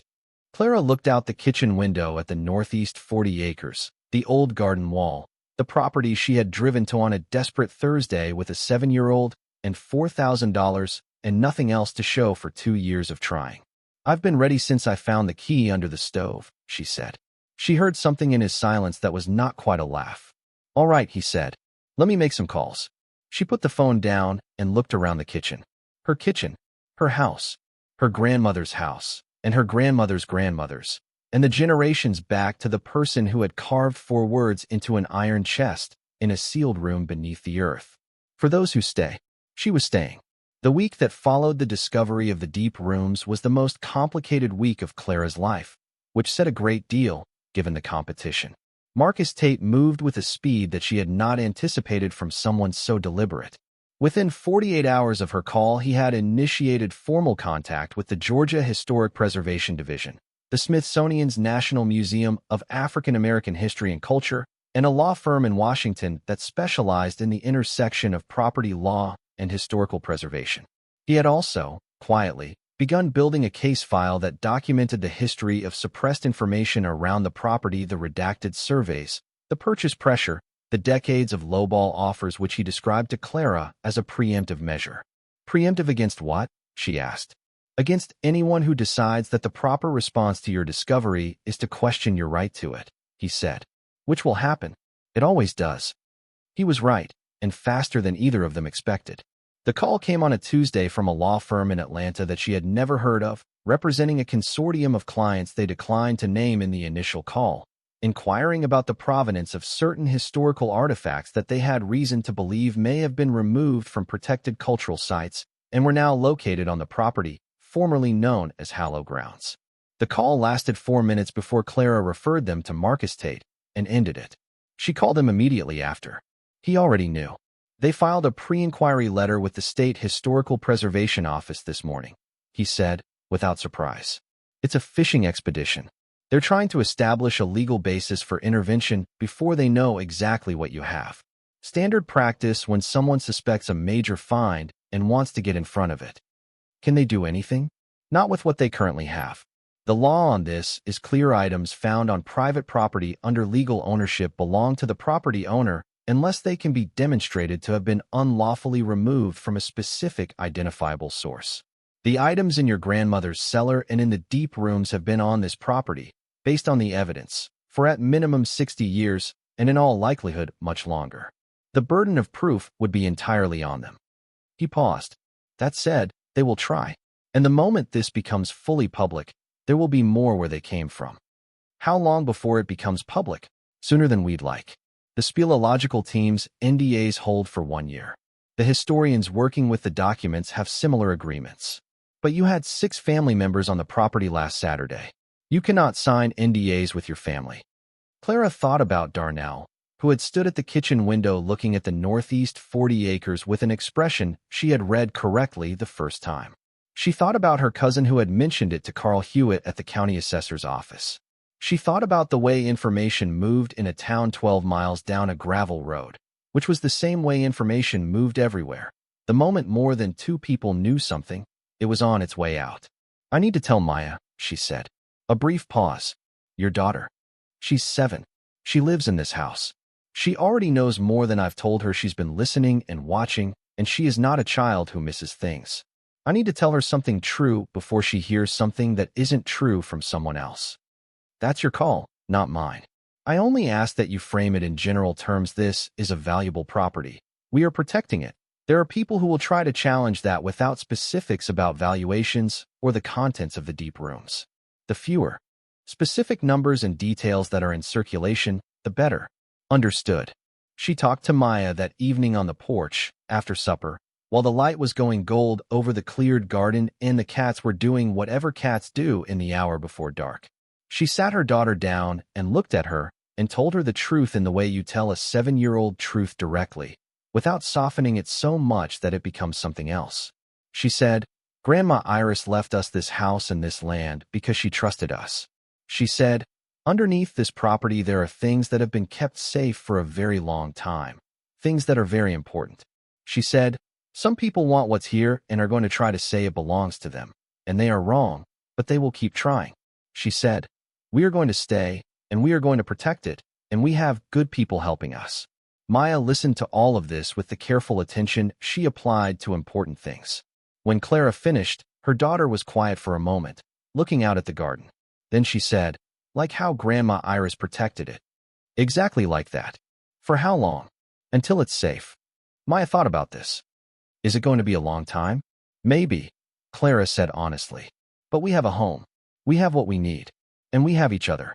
Maya nodded, satisfied in the way that children are satisfied when they have been told the truth and they know it. Then she picked up the cat named Mae and said, "I'm going to name the room with the books the Iris Mae room," and went inside. Clara sat on the porch for a while longer, watching the light leave the sky over the northeast 40 acres. Dr. Britton returned on a Thursday with his colleague, a woman named Dr. Sylvia Morant, who was an art authentication specialist affiliated with the High Museum in Atlanta. She came with equipment, portable spectrometer, ultraviolet lamps, reference databases on a tablet, and she went to the cellar with the focused efficiency of someone who has spent a career walking into rooms and finding out what they contain. She worked through all 22 paintings over 2 days. Clara was present for most of it, sitting in the corner of the cellar with her legal pad, watching Dr. Morant work and asking no questions because it was clear that interrupting the process would not be welcome. Maya visited once, stood in the doorway for a few minutes with wide eyes, and then retreated back upstairs with a cat under each arm. On the second evening, Dr. Morant sat down at the writing box with her tablet and her notes and looked across at Clara. "I want to be careful how I phrase this," she said. "I'd rather you were direct," Clara said. Dr. Morant looked at her notes, then at the paintings along the back wall, then back at Clara. "Of the 22 works, I can give you preliminary assessments on 19. The other 3 require laboratory analysis that I cannot conduct here and will need to be transported under controlled conditions to the museum's conservation lab." She paused.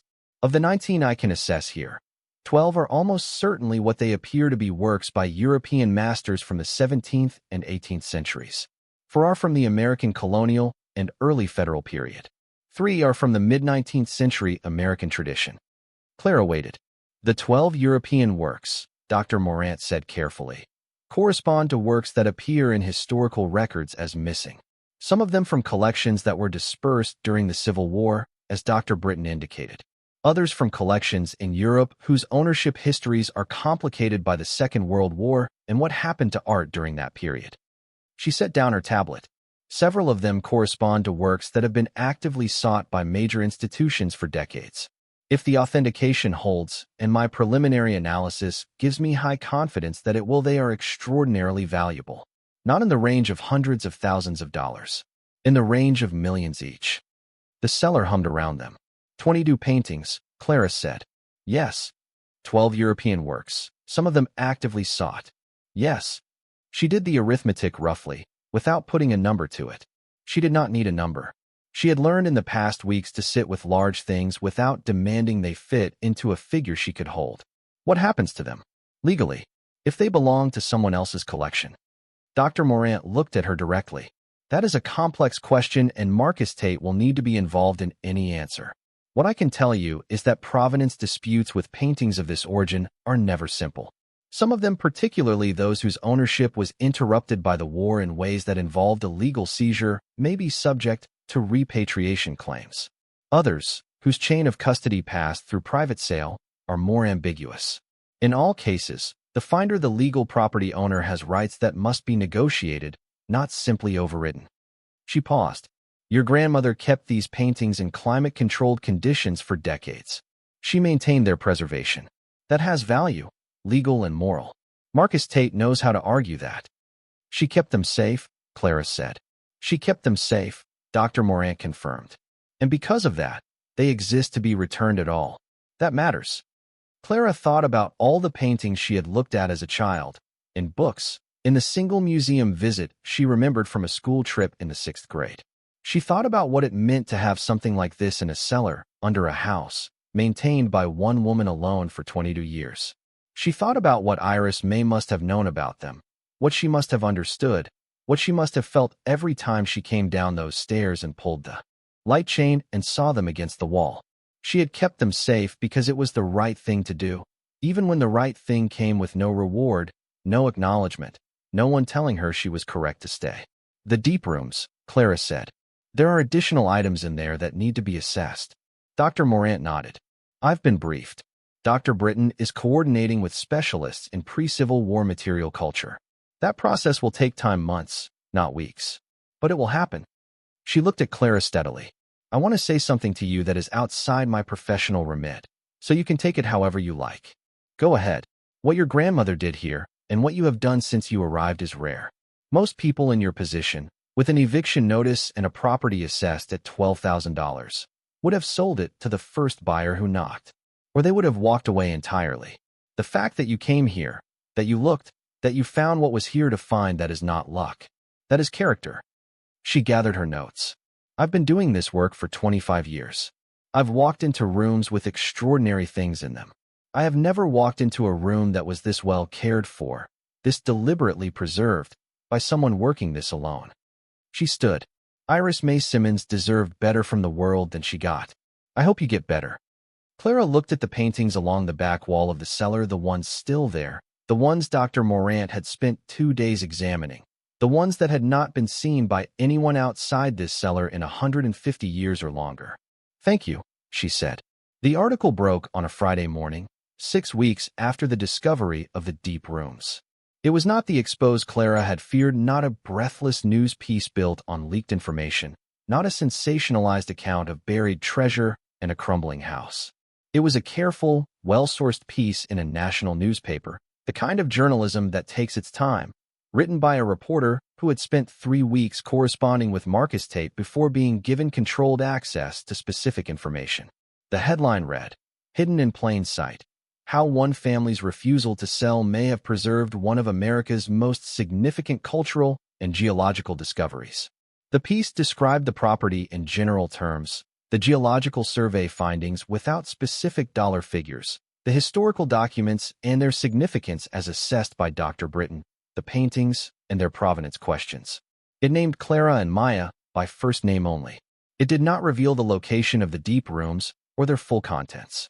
It described Iris Mae Simmons in terms that made Clara have to put the phone down for a moment and breathe. A woman who spent the last decades of her life as the sole guardian of a property that multiple development companies had repeatedly attempted to acquire through suppressed information and pressure tactics. Iris Mae Simmons appears to have understood the significance of what she was protecting long before any professional assessment confirmed it. She died in 2023 without having sold a single acre. Clara read it twice. Then she called Marcus Tate.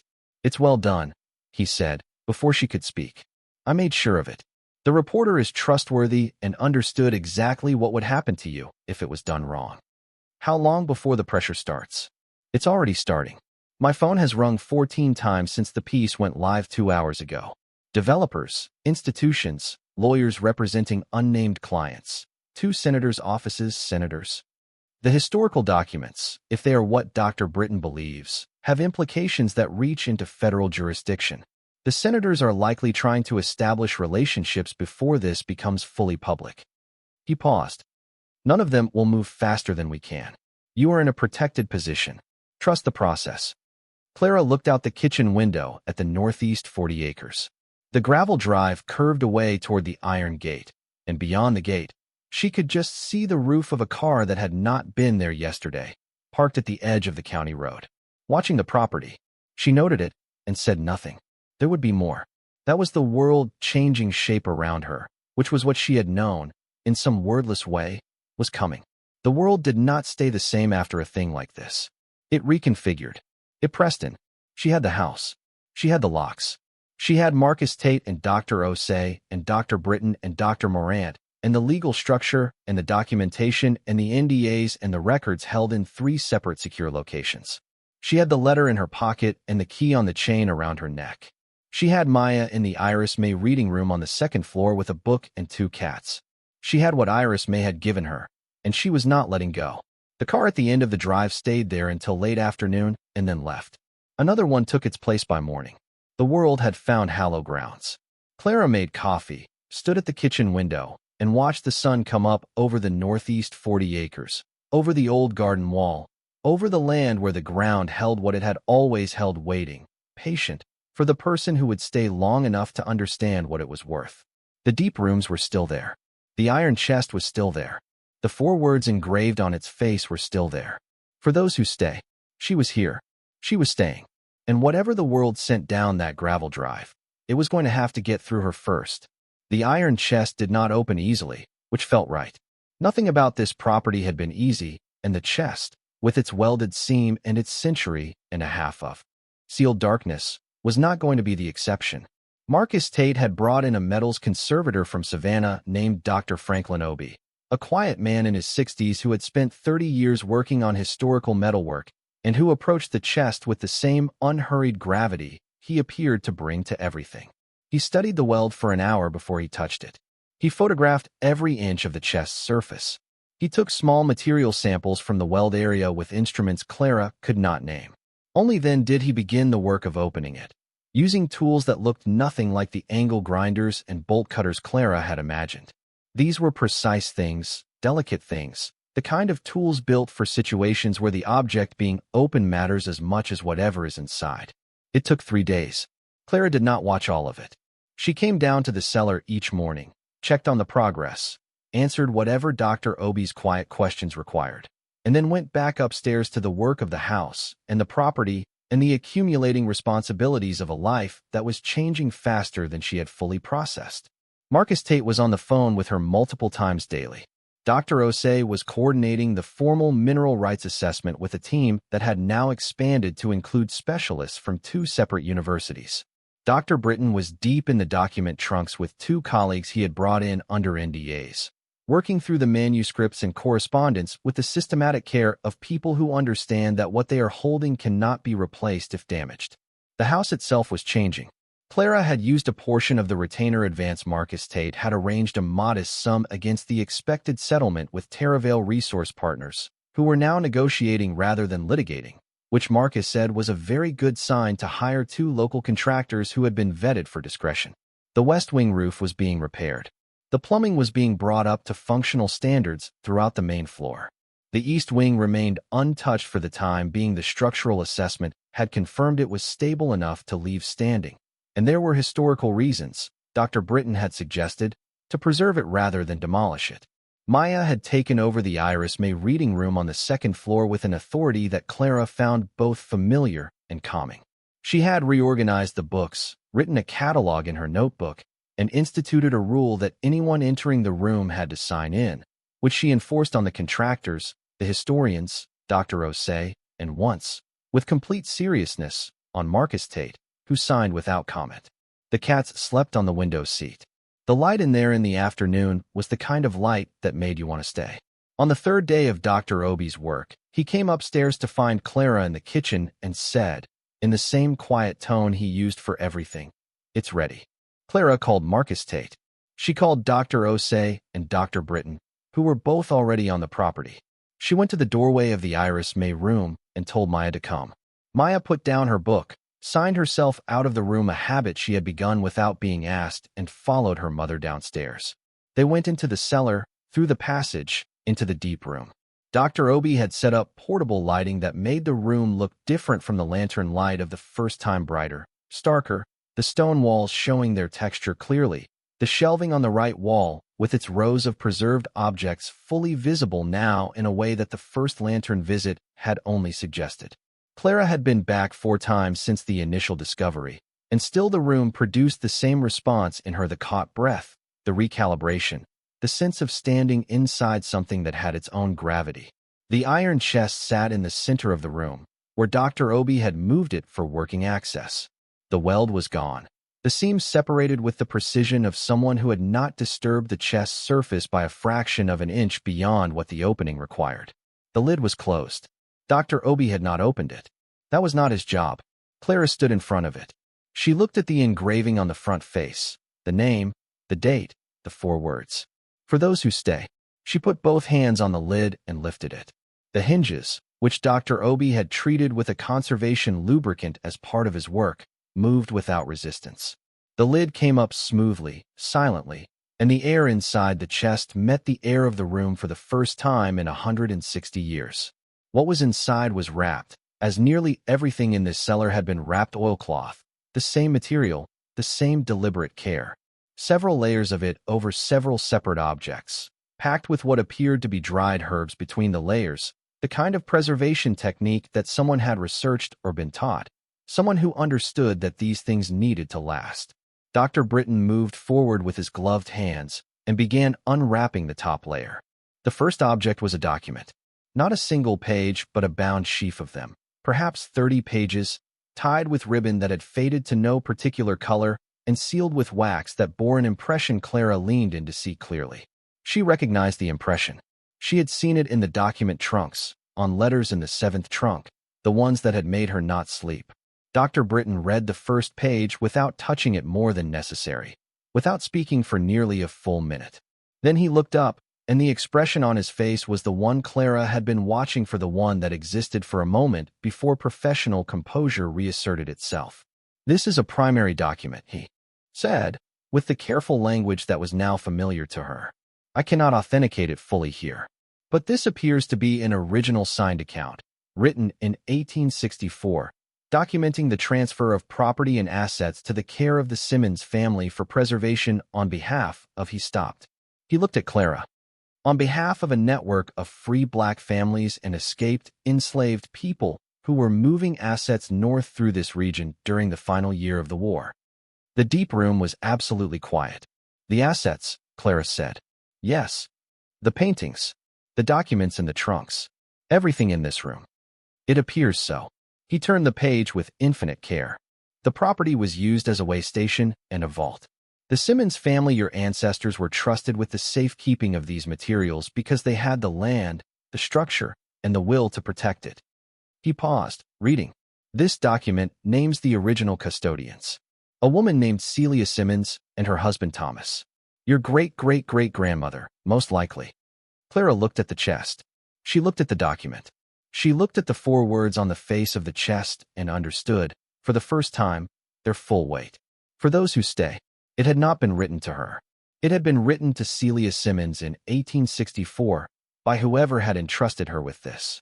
And Celia had stayed, and her daughters had stayed, and their daughters, generation by generation, right down through Iris Mae and now to Clara, who had driven here on a desperate Thursday with $4,000 and a 7-year-old and found, under the house her family had held for 160 years, the reason they had held it. Maya was standing beside her. Clara looked down at her daughter, who was looking at the chest with an expression Clara had never seen on her before, not the bright curiosity of a child encountering something new, but something older, something that had recognized what it was looking at before the mind caught up. "Celia," Maya said softly, as if she were testing the name. "Great-great-great-grandmother," Clara said. Maya looked up at her. "She kept it safe." "She kept it safe," Clara said. "And Iris Mae kept it safe. And now we know." Dr. Britton continued unwrapping. The second object was a leather case, small and flat, hinged like a book. He opened it. Inside, on velvet that had dried and stiffened with age, a medal of some kind, circular, bronze, with an engraving that he examined for a long time before he spoke. The third object was another sheaf of documents, these ones in different handwriting than the first, older, the paper a different texture. The fourth was wrapped more carefully than the others, multiple layers, and when he reached the inner layer there was a collective stillness in the room as people understood simultaneously what they were looking at. A map, not a modern map, or even a 19th century printed map. A hand-drawn map, large, folded many times to fit the chest, unfolding now under Dr. Britton's hands to a sheet of paper perhaps 4 feet across, detailing a section of Georgia and the Carolinas with notations in multiple hands, routes and locations and names, some of them in code that Dr. Britton said he recognized the format of from his archival work. "This is a Freedom Route map," he said, and his voice was not quite steady. "A documented route for people moving north. These existed, but almost none survived. This is—" He stopped. He pressed his gloved fingertips very lightly to the edge of the paper, not the surface, just the edge, as if steadying himself through it. "This is extraordinary. This belongs in the Smithsonian. This belongs in front of every American who has ever asked what this history actually looked like on the ground." Marcus Tate had been standing at the back of the room saying nothing, as was his practice when the work of other professions was happening. Now he made a note on his phone. Clara looked at the map, spread on the stone floor of the deep room that her ancestors had built and sealed and trusted and kept. She thought about what it meant that this had been here, under this house, under this family, all this time. She thought about all the buyers who had come and all the offers Iris Mae had refused and all the years of managing alone in 4 rooms with a working roof. And she understood now, completely, what Iris Mae had understood, that you cannot sell what you do not fully know you have, and you cannot know what you have if you do not stay long enough to look. "There's more in the chest," Dr. Obi said quietly from behind them. There was 2 more wrapped objects, smaller than the others, at the bottom. Dr. Britton lifted them out one at a time. The first was a small wooden box inside the oilcloth wrapping, latched with a simple brass latch. He opened it. Inside, nestled in the same dried herbs as everything else, a collection of small objects, coins, mostly old ones, and among them, something that caught the portable lights and held them. Dr. Osei leaned forward. She reached into the box with gloved hands and lifted one of the objects. She turned it in the light and said nothing for a moment. "Gold," she said. Not as a question. Dr. Obi confirmed it. 4 of the objects in the wooden box were gold, small, irregular pieces, not coins but raw material. The kind of gold that had not been minted or refined, but had been kept in its found form, preserved in the wooden box for 160 years in the sealed dark of the chest, in the sealed dark of the deep room. "Placer gold," Dr. Osei said, examining the pieces. "Most likely panned or dug from one of the river systems in this region. In this quantity," she looked at the box, "not a fortune by itself, but significant. And historically, the documentation of how it came to be here and why it was kept may matter more than the gold itself." The second of the final objects was the simplest thing in the chest. A letter, sealed in oilcloth like everything else, addressed in handwriting Clara recognized from the 7th trunk. She had seen this hand before the hand that had appeared on the correspondence she had photographed by lantern light on the night she had not slept. The letter was addressed to "Whoever opens this." Dr. Britton looked at Clara. Clara looked at the letter. "Can I read it?" she asked. He unfolded it with gloved hands and held it so she could see without touching. The handwriting was clear, deliberate, written by someone who understood they were writing for a time they would not live to see. "To whoever opens this. You are here because someone in your family stayed. Do not waste the staying. What we have kept in this place is kept not for one person or one family, but for the truth of what happened here, on this land, in this time. The art belongs to those from whom it was taken. The papers belong to history. The map belongs to the people who walked those paths. We kept it because we were trusted to keep it, and because we knew that if it was lost, those who wanted it lost would win. You are opening this because you did not let them win. That is enough. That has always been enough." Mae Simmons, 1871. Clara read it twice. The room was very quiet around her.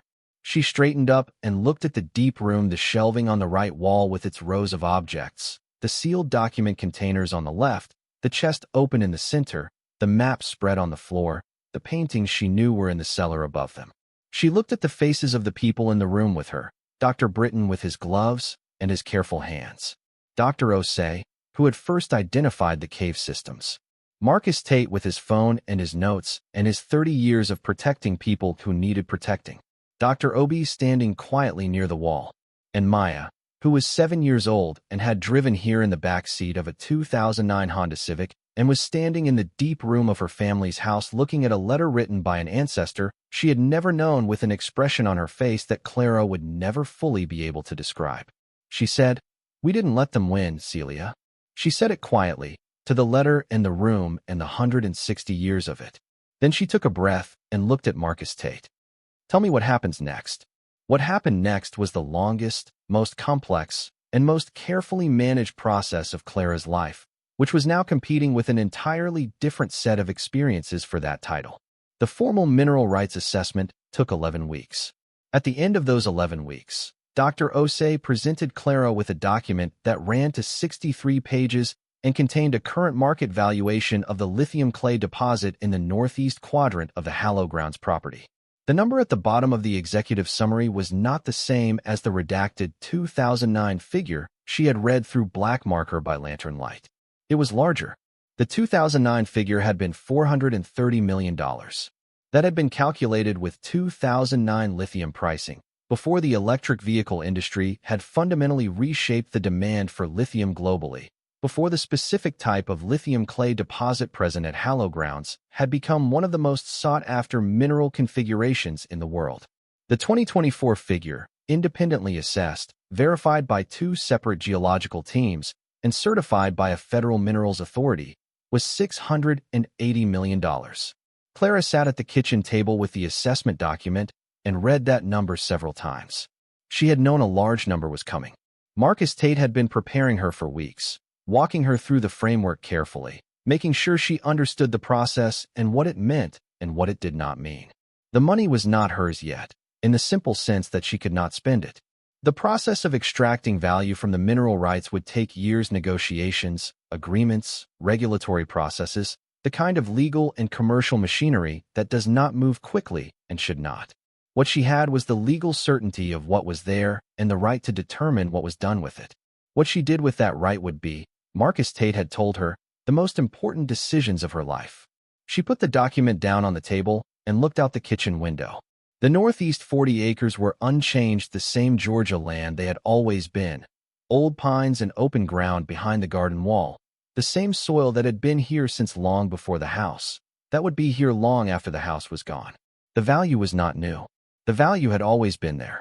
It had been there when Kessler Development came in 1973, and when Gerald Fitch wrote his 11 letters, and when the 2009 survey company redacted their own findings to keep her grandmother from understanding what she was sitting on.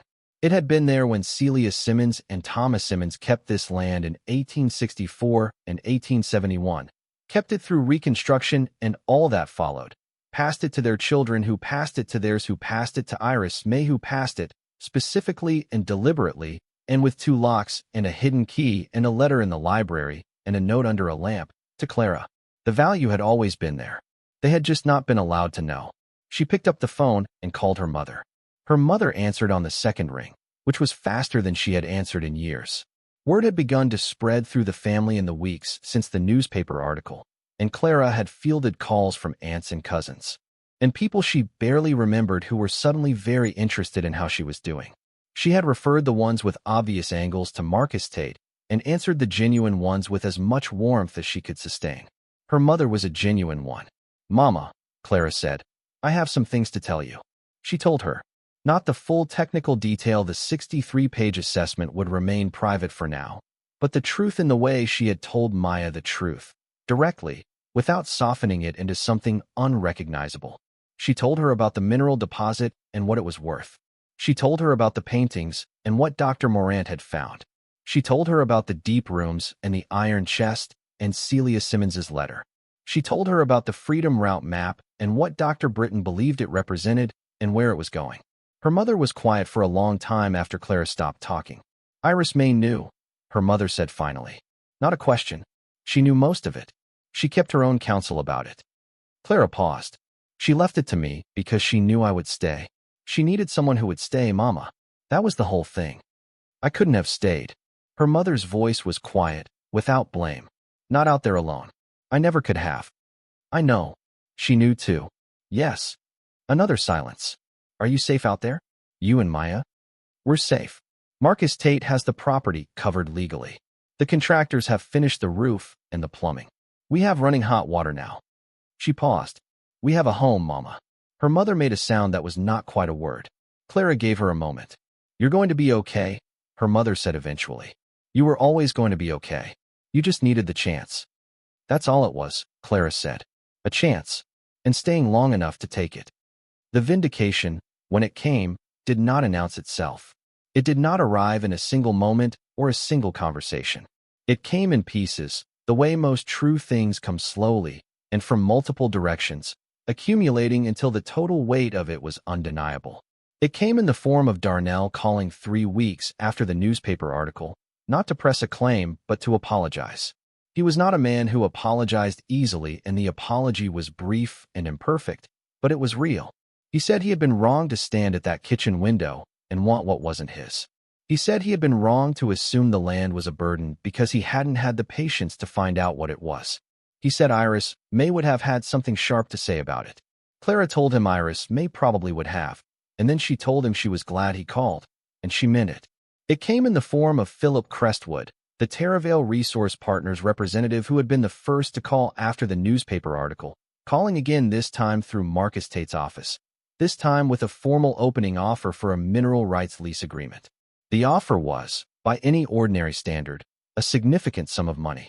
Marcus Tate brought it to Clara and told her, with the precision she had come to rely on, that it was approximately 40% of what the rights were worth.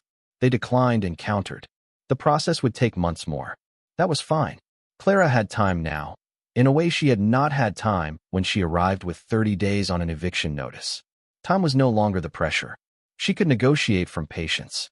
It came in the form of a letter from the Smithsonian, addressed formally to Clara Simmons, proprietor, Hallow Grounds Estate, informing her that pending authentication of the materials currently under evaluation, the institution wished to open formal discussions regarding the potential acquisition, loan, or collaborative exhibition of certain items of historical significance identified as originating from or associated with the estate. The letter was signed by 3 people whose titles were long and whose names Clara did not recognize, but whose interest, Marcus Tate assured her, was legitimate and substantial. It came in the form of a phone call from a woman in Paris who spoke careful English and identified herself as a representative of a French family whose ancestor had owned one of the paintings in the cellar before it was separated from the family during the Second World War. She had been told by Dr. Morant's institution that a painting matching her family's documented loss had been located, and she was calling to understand the situation. The call lasted 40 minutes. The woman cried at one point, and Clara did not try to manage that, just sat with the phone and let it happen, because a family had lost something and now it was found, and that was what it was. They agreed to correspond through lawyers. The painting, if authenticated, would be returned to the family. Clara told Marcus Tate afterward that she wanted to make sure the return was handled correctly, all the way through, whatever the cost of doing it properly was. He told her that was the right thing. She told him she knew. It came in the form of Dr. Britton's formal preliminary report on the document trunks, which he presented to Clara and Marcus Tate in the library. The Iris Mae reading room was occupied by Maya and the cats, and could not be disturbed, and which ran to 40 pages of careful academic language, and concluded that the collection represented, in his professional assessment, one of the most significant archives of primary source documentation from the Civil War and Reconstruction era held in private hands in the United States, and that its historical, educational, and cultural value was essentially incalculable in monetary terms, though he estimated its scholarly significance to be of a category that would reshape several areas of historical understanding of the period. He also included a personal note at the end of the formal report, which was not standard practice and which he flagged as such. The note said, The Simmons family kept these materials for 160 years under circumstances that included sustained external pressure to sell or surrender the property that held them.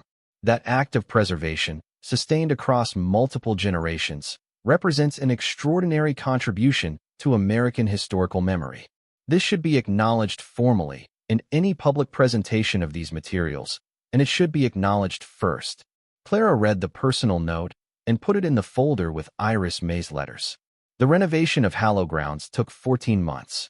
Not a complete renovation, the east wing remained as it was, stabilized rather than restored, because Dr. Britton had made a compelling case that its partial ruin was itself historically significant, a record of what had happened in 1961 and what the house had survived, and Clara agreed with him. The main structure was restored carefully, with an architect who specialized in historical preservation and who treated the existing materials with the respect they deserved. The wide plank hardwood floors were cleaned and sealed, not replaced. The original plaster walls were repaired where damaged and left where they were sound. The wraparound porch was rebuilt using timber milled from wood that matched the original. The windows were restored to their original configurations. The library kept its books. The Iris Mae reading room kept its sign. The cellar was documented, cataloged, and sealed under a preservation agreement that protected the remaining contents while the long process of assessment and appropriate transfer or retention was worked through. The deep rooms were subject to a separate agreement that brought in the National Park Service as a consulting partner, given the historical significance of what they contained.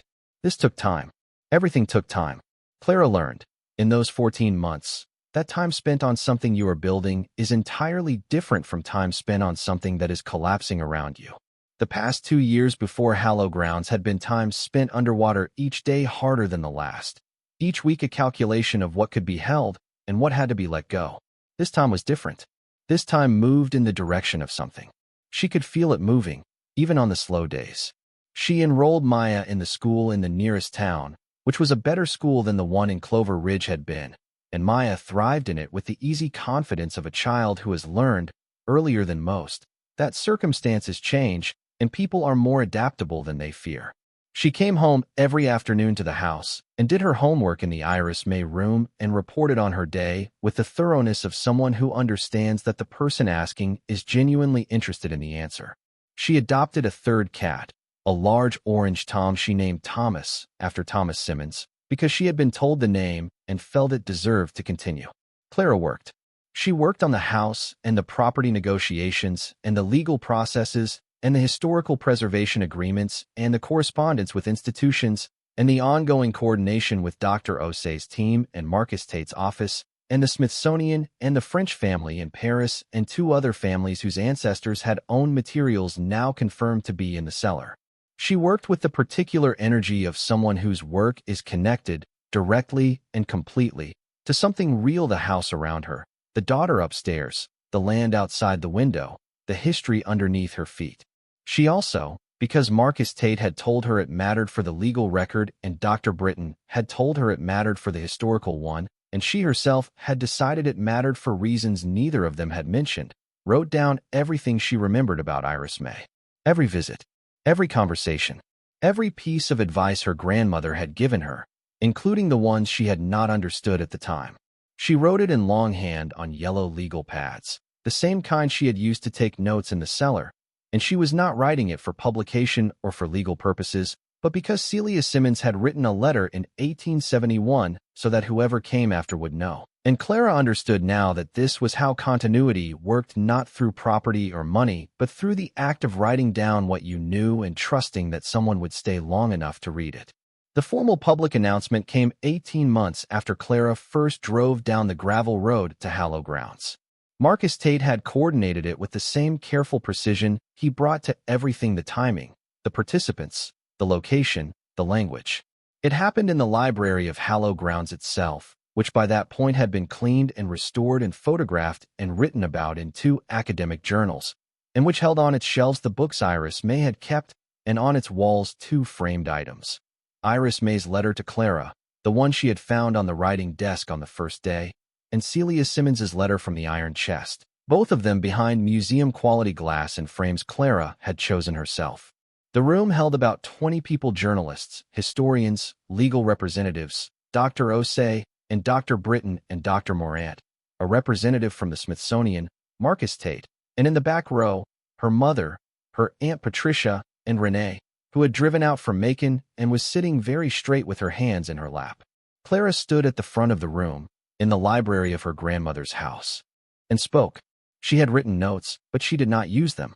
The notes were there in case she lost her way, but she did not lose her way, because she had been preparing for this moment for 18 months in the way you prepare for something you did not know you were moving toward, by paying attention, by staying, by reading the letters her grandmother left, and understanding what they meant.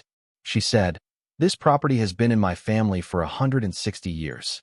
She said, "For most of those years, my family did not know the full extent of what they were keeping." She said, "What they knew was enough. They knew the land mattered. They knew the things inside it mattered. They knew that selling it would mean losing something that could not be recovered. So they stayed." She said, "My grandmother Iris Mae Simmons spent 22 years alone in this house, turning away buyers who tried to suppress the information that would have told her what her own land was worth, maintaining what she could, protecting what she had been trusted to protect. She did not live to see this day, but she made this day possible, and I want the record to be clear about that." She said, "The geological assessment of this property has confirmed a mineral deposit with a current market value of $680 million. She said it plainly, without drama, the way you say something that has been established through rigorous professional process and does not need embellishment. She watched the room absorb it. Some faces showed surprise. Some did not. She said, "The historical materials in the cellar and the deep rooms represent a collection whose significance extends far beyond any dollar value. The Freedom Route map, the primary documents, the correspondence, the manuscript, these are going to the institutions best equipped to preserve and make them available, which is where they belong. Several of them have already been formally accepted by the Smithsonian. The families whose art was kept here through circumstances that began before any living person was born are being reunited with what their ancestors owned. That process will take time and care, and she intends to see it through." She said, "She is not selling the land." The room was quiet when she said that. She had paused before it and let the pause stand. She said, "The mineral rights are being leased through an agreement structured to provide long-term income to her family while preserving the surface land and the structural integrity of the property. The house will remain. The deep rooms will remain, under an agreement with the National Park Service as historical and cultural heritage sites. Hallow Grounds is not for sale and will not be for sale."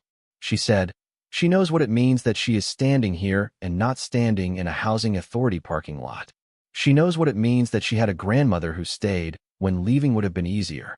She knows what it means that she drove out here herself on a Thursday in July with $4,000 and 30 days on a notice and found the key under the stoveboard and went down into the cellar and kept looking until she understood what she had."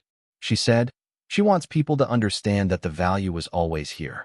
It did not appear when she found it. It did not come into being because she arrived. It was here before she was born, before Iris Mae was born, before anyone alive today had drawn a breath, kept by people who had nothing to gain from keeping it except the knowledge that they were doing the right thing. That is the story of this property. That is the thing she wants on the record." She thanked the people in the room. She thanked Marcus Tate and Dr. Osei and Dr. Britton and Dr. Morant and Dr. Obi, who had opened the chest with 3 days of patience and the right tools. She thanked her mother, who had driven 3 hours with a covered dish on a Saturday and been more honest than she needed to be. She looked at Renee, in the back row, who had been the first person she called from the park bench the day she decided to drive out here, and who had said everything she said out of love, even when love was wearing the face of practicality. She said, "She is grateful for the people who doubted, too. Doubt made her more careful. Doubt made her document everything and verify everything and call the right people and move slowly in a situation that demanded slowness. Doubt is not always the opposite of faith. Sometimes it is the thing that makes faith rigorous." She said one more thing at the end, and it was the most important thing. She said, her daughter Maya had grown up for the past 18 months in this house, in a room she called the Iris Mae room, in a house called Hallow Grounds, on land that has held the history of their family for 160 years. She said Maya knows now what it means to stay when staying is hard. She knows what it means to look when looking is slow. She knows the names Celia and Thomas and Iris Mae, and she knows them not as abstractions, but as real people who made real choices and left real things behind for the people who would come after. She said, that is the inheritance that matters, not the $680 million, not the paintings going back to Paris or the map going to the Smithsonian. The inheritance that matters is the knowledge that staying is worth something, that looking is worth something, that the ground keeps what the world tries to take away, and that the people who know that who stay long enough and look carefully enough to understand it are the people who end up with the thing that cannot be taken. That is what Celia knew in 1871. That is what Iris Mae knew in her 4 rooms. And spoke. She had written notes, but she did not use them. The notes were there in case she lost her way, but she did not lose her way, because she had been preparing for this moment for 18 months in the way you prepare for something you did not know you were moving toward by paying attention, by staying, by reading the letters her grandmother left, and understanding what they meant. She said, this property has been in my family for 160 years.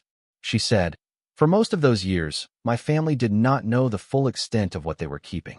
She said, what they knew was enough. They knew the land mattered. They knew the things inside it mattered. They knew that selling it would mean losing something that could not be recovered. So they stayed. She said, my grandmother Iris Mae Simmons spent 22 years alone in this house, turning away buyers who tried to suppress the information that would have told her what her own land was worth, maintaining what she could, protecting what she had been trusted to protect. She did not live to see this day, but she made this day possible, and I want the record to be clear about that.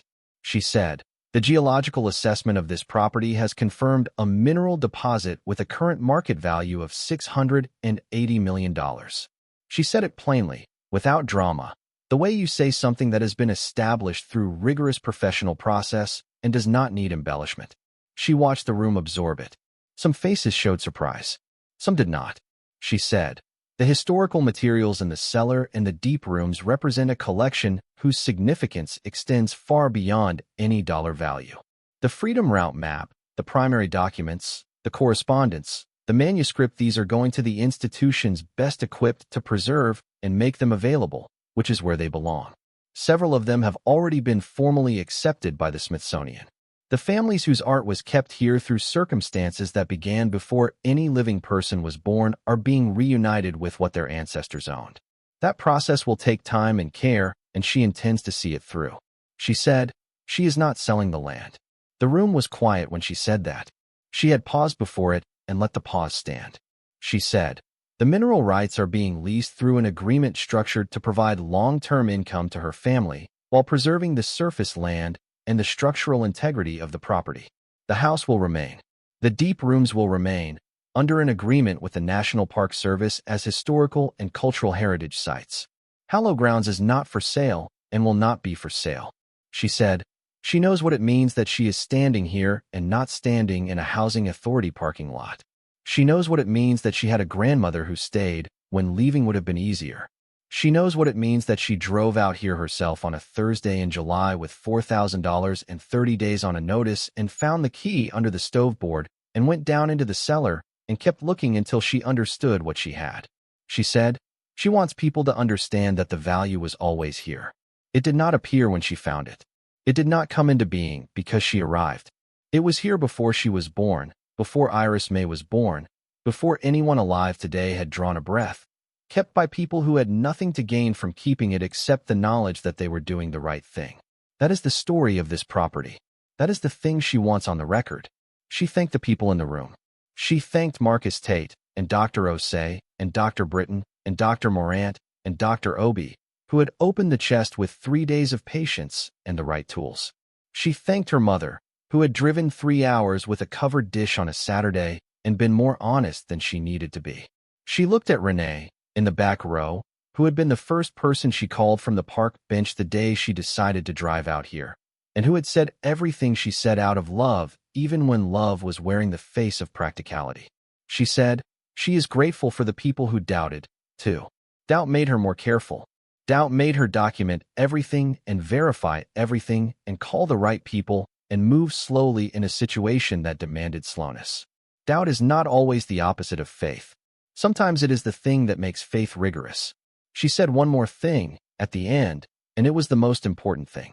She said, her daughter Maya had grown up for the past 18 months in this house, in a room she called the Iris Mae room, in a house called Hallow grounds, on land that has held the history of their family for 160 years.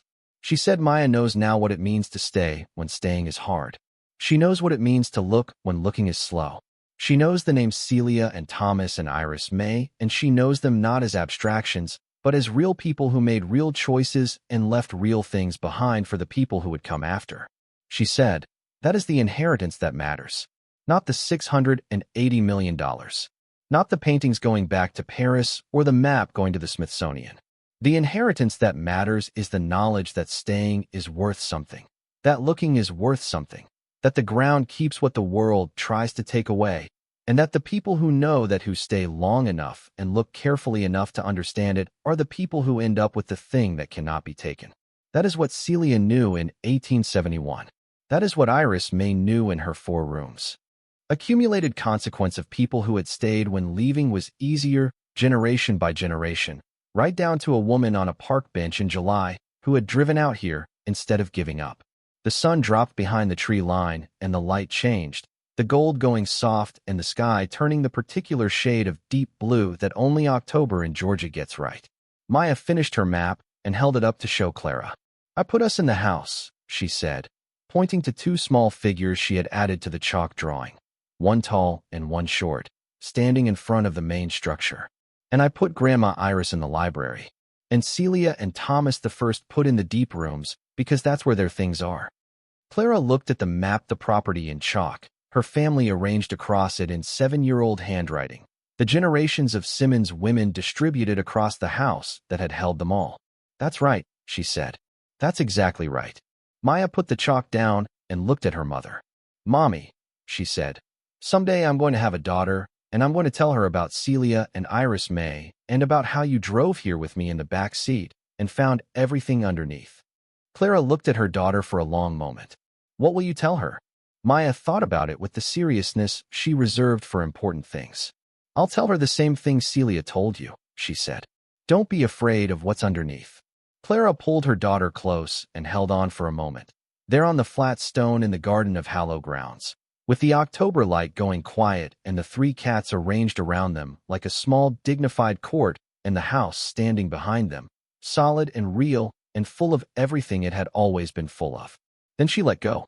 She looked at the property, her daughter's property, the property of whoever came after, generation by generation, right down to a daughter Maya had not yet had who would stand here someday and know, without question, that this land was theirs, and that the people who had kept it had loved them before they existed. Come on, she said to Maya. Let's go make supper. They walked back to the house together in the last of the October light, the cats trailing behind them, and the door opened into warmth and the smell of the old wood and the sound of the house settling around them the way a house settles when it knows the people inside it are staying. Clara Simmons had come to Hallow grounds with 30 days and $4,000 and a note from her grandmother that said, do not be afraid. She had stayed. She had looked. She had found what the ground had been keeping for 160 years. She had found, underneath everything, the truth that Celia Simmons had sealed in an iron chest in 1871 and Iris Mae Simmons had guarded for 22 years, and the earth itself had held in patience for longer than any of them had been alive. That what you protect, protects you. That what you stay for, stays with you. That the ones who get on their knees and look at the floor instead of away from it, who drive out to the crumbling house when the easier thing is to surrender, who keep the key on a chain around their neck and trust that it opens something worth opening, those are the ones who find out what the world has been holding for them all along. The door closed behind them. The house held. The land held. And out in the garden, the chalk map of Hallow grounds sat on the flat stone in the last of the October light. The Simmons family arranged across it in a child's careful handwriting, for generations present on one piece of stone, the whole family finally together in the only house that had ever been, completely, and without question, theirs. Thank you so much for watching until the end. If you love this story, check out the other videos on your screen now. I think you'll really enjoy them. And don't forget to subscribe if you haven't already. See you in the next story.